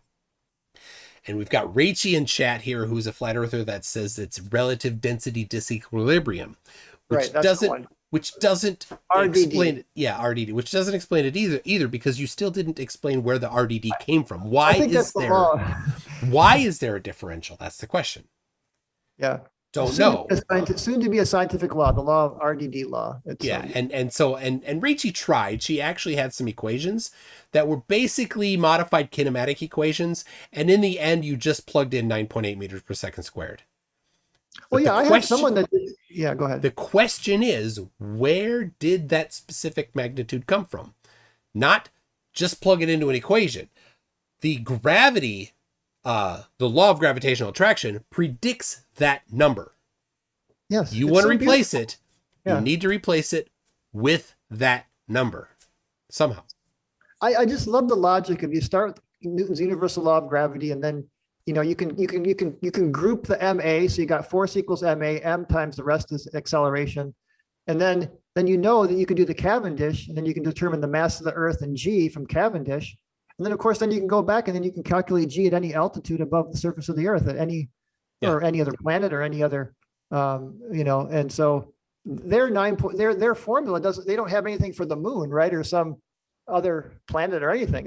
They don't know how far away the moon is. Yeah, and they just have the surface acceleration. They can't, as Witsit made it really clear, that he doesn't understand that at 30 kilometers where the magnitude kind of goes to 0 or it starts to go sideways, that it's I did the calculations, 9.71 meters per second squared. So because R is so huge, right? So getting to 1/4 drop off, you got to go way out into space.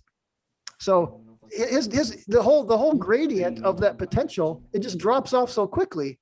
It stops and goes sideways and goes up and down. I mean, how can people just not get that? I mean, it's just so. I mean, they lack common sense. All right, so that's moving up from incoherent nonsense to RDD. Now we've got the one that is popularized by the Flat Earth Society. Is the upward. The constant upward acceleration, which does explain the magnitude. Yep. But it doesn't explain the variation of the magnitude. Yep. That's the error in it. They can't explain why is it higher in different places. Specifically, why is it higher at the poles and lower at the equator?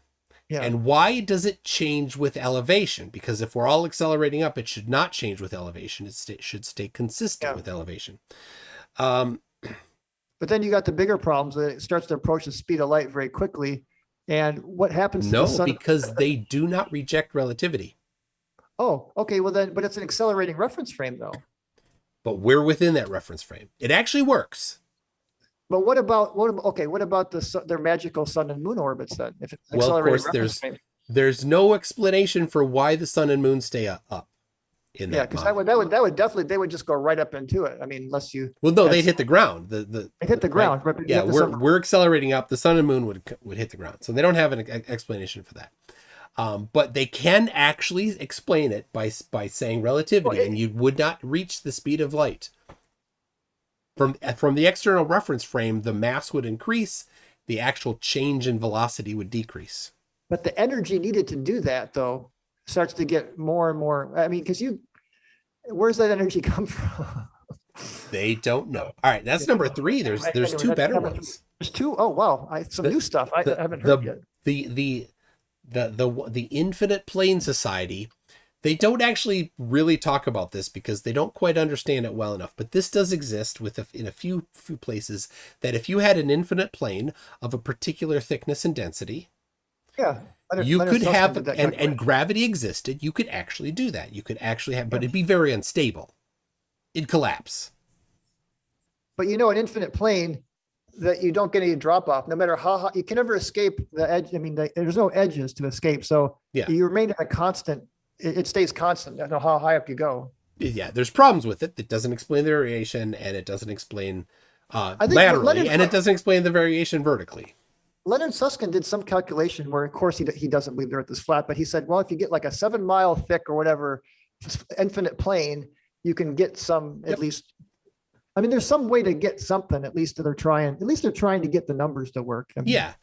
So so that's the fourth. It's number 2 in my scale. Number 1, I've only seen one person propose this, and that's a centrifugal plate of some sort. Imagine that the pillars that they think the Bible's talking about are actually holding up a platter, not below it but above it, to a pivot point, many millions of miles away potentially, and that the Earth is actually in flat, like sitting on this plate. Here we go, like this, right? Yeah. There's the plate, and then there's a pivot point up here, and the whole thing is going around, so it's actually centrifugal force doing it. Yeah. That's like those set where they try to colonize space, right, to get the whole rotating. Yes, it's like Discworld. Yeah. Or not Discworld, Ringworld. It's like Larry Niven's Ringworld. That's what. Yeah, that's what. But on a potentially a plate with a pivot. But there's only one I've ever seen talk about that. I forgot the guy's name. He has like this bike tire, and he's like cranking the bike tire. He's like, there, I proved it. Like, all you did was show that centrifugal force exists. So. Wow.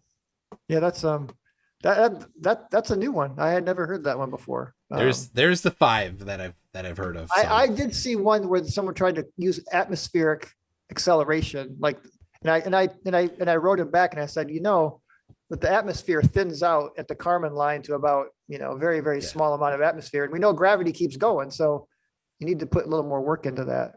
Yeah, so some say it's just pressure, so that doesn't really that kind of falls in. I don't really where that goes in. Pressure is force per unit area. It's not even. I know. Yeah, no, we both know. I mean, yeah, they can't get the units right when the density doesn't even have a vector. Oh, and I didn't bring this up. The weather vane. It's like, what force in nature is direction only? I was trying to think, is there a force? That's just a unit vector on like a unit circle. I mean, there's no force in nature that's only direction.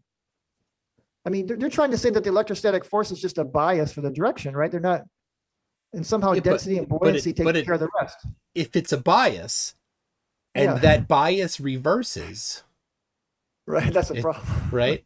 But it's not just a bias. He constantly said it's 10 to the 30 whatever times more powerful than gravity. Sure. He's specifically talking about the magnitude there. Right. And then I hear them say on the other side of their mouth, sometimes they'll say it's just for the direction, and then density and buoyancy takes care of the rest. But it's like, okay, let's see. But he did run away from that. He's not, right? When you passingly mentioned density and buoyancy, right? And he stuck on that, like, well, that's not what I'm talking about, blah, blah, blah. Like, well, hold on, you didn't bring it up. You're a critique. If you're not going to bring it up, don't even say that you're not going to bring it up. Just don't bring it up. Yeah. So, but yeah, so he proposes that it's the electrostatic field, but then tried to run away from the magnitude of it. Yeah. So where's the magnitude come from? He didn't even answer that, did he? No, I was trying to, that's why I had the whiteboard. I put a big red rectangle. I'm like, let's fill this in. Let's work together. And I even put below it, I put, here's density, here's buoyancy, and here's Coulomb's law. And here's since you're using 100 volts per meter, we have to use F equals QE, right? Because that's the voltage, that gives you the right units. Yeah. Because Coulomb's law is a force where, volts per meter, that's more electrical potential energy. Or per unit charge. Yeah, right? well, and the field that he's talking about doesn't even really fit into Coulomb's law, because Coulomb's law is charges. Right, Coulomb's law is charges. So you have to use, you got to use, like, it's almost like a capacitor, like a parallel plate capacitor where you got an electric field, but it's not a constant electric field. He's trying to say it's like 100 volts per meter. It's like at about 1200. Okay. It doesn't matter. Yeah, it doesn't Let's matter. just keep it in the room. Let's keep it in the room. A mile up doesn't matter. In the room, we don't even need to go up high. If you double the distance from the ground, should not there be a doubling in the, or not a doubling, some sort of proportional change in the downward force? Yeah. There should be. No, I tried. The other night I was working on it. I was like, okay, QE equals, trying to choose MA or whatever, just trying to work with. You just get nonsense. I mean, how can you, where can you go from there to get 9.8 meters per second squared? I mean, it's, you just end up with, I mean, it's, again, this is why they'll never be able to do it. Yeah. We can sit here and try to see how it might work, but they won't even do that. Yeah. They just say, it's this, that's all we need. That's not true. I mean, the big problem is it's a surface charge, and the Earth is the center of the Earth for the gravitational field. So, you're just not going to get that slow drop off to where even at the top of Mount Everest, it's still 9.7 something meters per second squared. I mean, so in order to get that, what we know measurably as a slow drop off, I mean, there's just no way. I mean, you can't do that with a surface ground charge. Or he was saying, what was he calling it? The Gaussian surfaces. Two Gaussian surfaces. I mean, like, you don't need two Gaussian surfaces to have a charge. Yeah, I mean, I was trying to follow. Where's he going with that? You can have any surface, any one surface to have a charge. Now, this was the bane of our existence in electromagnetism class, right? Yeah. The teacher's like, okay, you have a sphere. The surface of the sphere has this charge. Now graph the charge from the center of that sphere to the surface and then out to infinity or something like that. I need the formula for that. And we're like, oh my gosh. Okay, now there's a plane that's 1 meter away from the surface of the sphere. Oh no. Now what? Right? Because of course that plane will have a charge inside at the center, right? You need to sum those two things. You're like, how many integrals am I going to do here? I know it gets pretty, I mean, so such as Gauss's law. I mean, I guess, I was just trying to follow, like, what is he trying? I was just trying to follow, like, inside of his mind. What was he trying to say? It's just words. Yeah, Somebody else said it. Somebody else said it. He doesn't know what it means, but it sounded good to him, and his audience will gobble it up. Yeah. Yeah, the core. I just had to buy some artillery, like long distance sniper books, textbooks. I mean, it's really fascinating. Like, I mean, they're right. I mean, there is a lot of like, with the bullets. Yeah. So because there's another force that's larger, the smaller force doesn't exist. Is that what you're saying, Witsit? Yeah. No. But go ahead. At certain distances, it becomes enough that you need to take it into account. Mm-hmm. At short distances, you don't need to. You might only need to take into account 1 or 2 or 3 variables. Yeah. At medium distance, you might need to take 4, 5, 6 variables into account. At farther distances, right, as your precision must and accuracy has to get higher, and so you have to bring in more things. You're not just saying, well, the wind is generally to the left. Yeah. You say, well, at 100 meters out, the wind is to the left. At 200 meters out, the wind is not happening. Yeah. At 300 meters out, the wind is to the right. Oh, well, I need to compound all of those things together. It's amazing. It's just it's like, wow, these guys are really physicists that they can really accomplish these things. It's great. You know, is it Earth force? Like, I'm not good with pronunciation on these. What's that? The Coriolis has 2 components. It's got the horizontal and then the vertical. The Earth. Utvush. Earthvush. Yeah. No, there's no R sound. Utvush is. Oh, Utvush. Thank you for that. So I only know because I looked up a pronunciation guide on it. So I could be wrong. But. I thought I did too. I must have. Some of them are not good. I mean, some of the pronunciation. You listen to 2, like, well, which one is it? They just pronounced it differently. Yeah. Say it again one more time. Utvush. Utvush. There you go. That's how I learned it. I could be wrong. And it's so obvious. I mean, if you're going faster with the Earth, of course, there's going to be more of a centrifugal effect that's going to make you weigh less. If you're going against it. And so here's the critique. You put a bunch of things out there, right? He didn't address the Utvush effect. He went for the couple things that he had scripts for. Yes.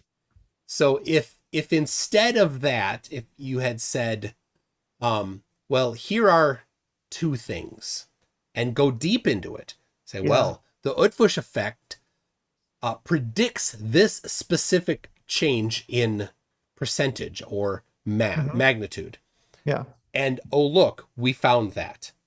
And this other thing, right? So you go very specific and you actually do the work and show that. Then they can't just fill his entire rebuttal time with talking about something else. That's a good point. Depends though, right? So sometimes you might want, depending on the audience or the environment or something, you might want to do a shotgun approach. That's typically what they do because their understanding of things is meme deep. Yeah. Right. That's all they understand. They none of them have ever tested any of these claims.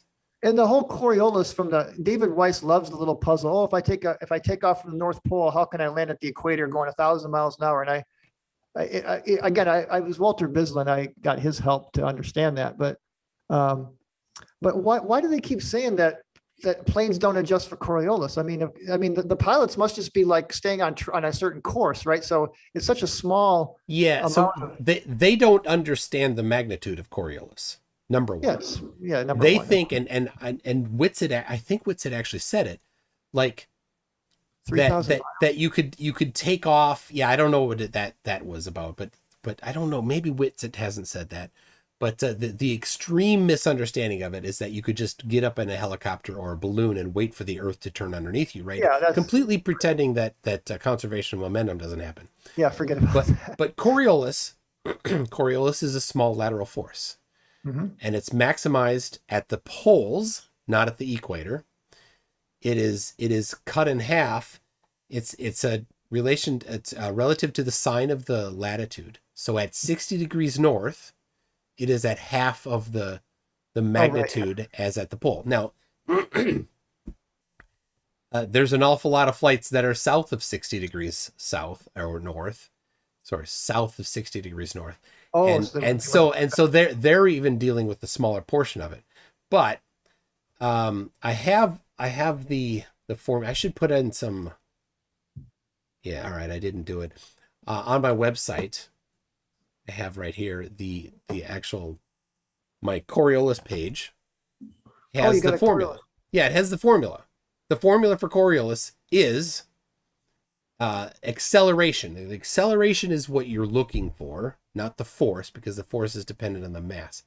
F divided by m, but it's what you're looking for there is 2 times the velocity of the moving object, so the velocity of an airplane, times omega, which is the angular velocity of the Earth, which is 0.0000727 hertz. Right. Very small. Times the sine of the latitude. So it's directly proportional to the velocity of the object. So a balloon, a hot air balloon, is moving at what velocity? Well, initially 0 with relation to the surface of the Earth. So then it might move, as it's being carried by the wind, then it's moving at 5, 10, 15 miles an hour, maybe. Not very fast. So you multiply that by this whole formula, you get a very small force or acceleration. An airplane isn't much better. Go ahead. I'll do the math. What they don't get too is if you go from the North Pole to the equator, that's like 6,000 miles or whatever. It's a slow, gradual. I mean, yes, it's stronger at the poles. You're right. I mean, but it's not like it's all of a sudden you've got to land on the equator and going 1,000 miles an hour. I mean, of course, everything's rotating together, but what they don't get is that the Earth is not, we're not saying the Earth is rotating out from under you. It's that your initial velocity is going to be either less or more than the latitude above or below you. And then it deflects because of the faster speed going to the slower speed or slower speed to the faster speed. But it's a very gradual going from 0 to 1,000, even though everything's moving together. That differential slowly, gradually, over 6,000 miles is ever so slowly happening, right? It's not like we're living on a tiny little thing that a lot of feathers just think that we're just living on some small little ball that's spinning. Yeah. All right. So I did the math quick for this equation. An airplane at 1,000 kilometers per hour.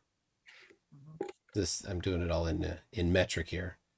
At 60 degrees latitude, the Coriolis acceleration is 0.126 meters per second squared laterally. Oh wow! Now that is less than wind. Yeah, and so they do account for it, but they account for it automatically, just like they account for wind automatically. The wind will push the airplane off of its intended, off of its, it's aiming one particular direction. Right? Yeah, so it's just course correcting automatically through all these things. So they don't get that. They think that there's got to be some kind of Coriolis meter that the pilots have to somehow manually adjust when they're. I mean, my camera has frozen. I just see your name. I've just been seeing your name the whole time. Oh yeah, I haven't been. All right, and then that's right. You're not. I'm sharing my camera to you, and you're not seeing it either. So there you go, people. I froze. Something happened. It's happened a couple times before while recording videos, and it's a pain in the butt because I'm.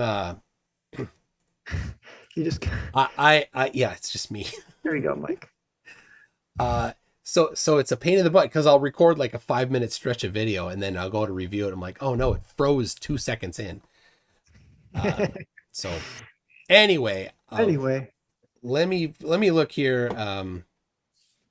Let's see. King Ed V says the article I read has predictability based on calculating multiple scenarios at once, and they were able to model using that. Well, very interesting. So, all right, I think we should. I think my camera freezing is. This is a sign. Good sign.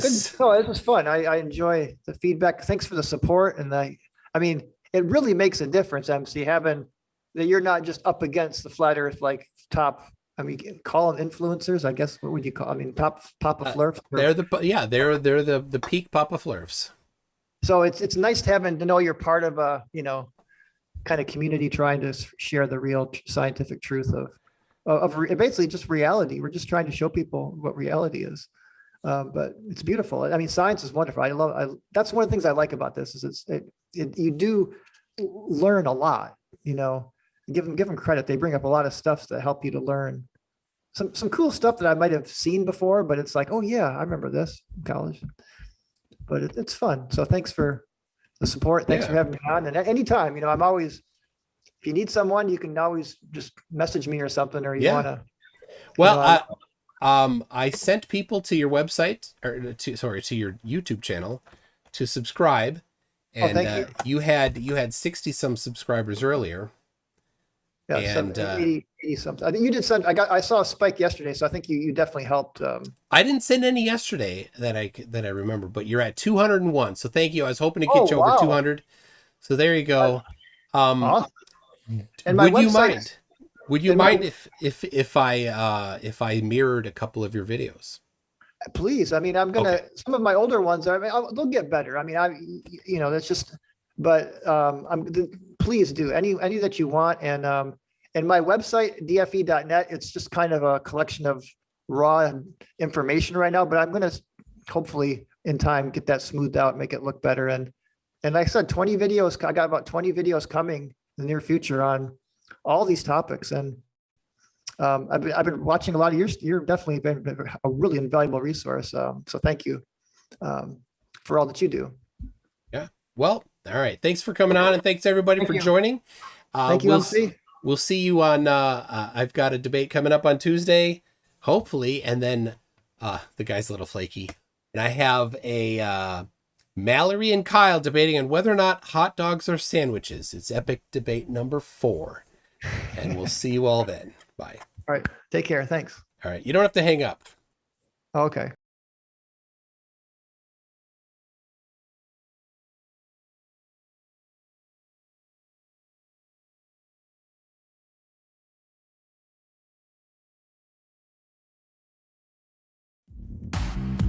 Yeah, his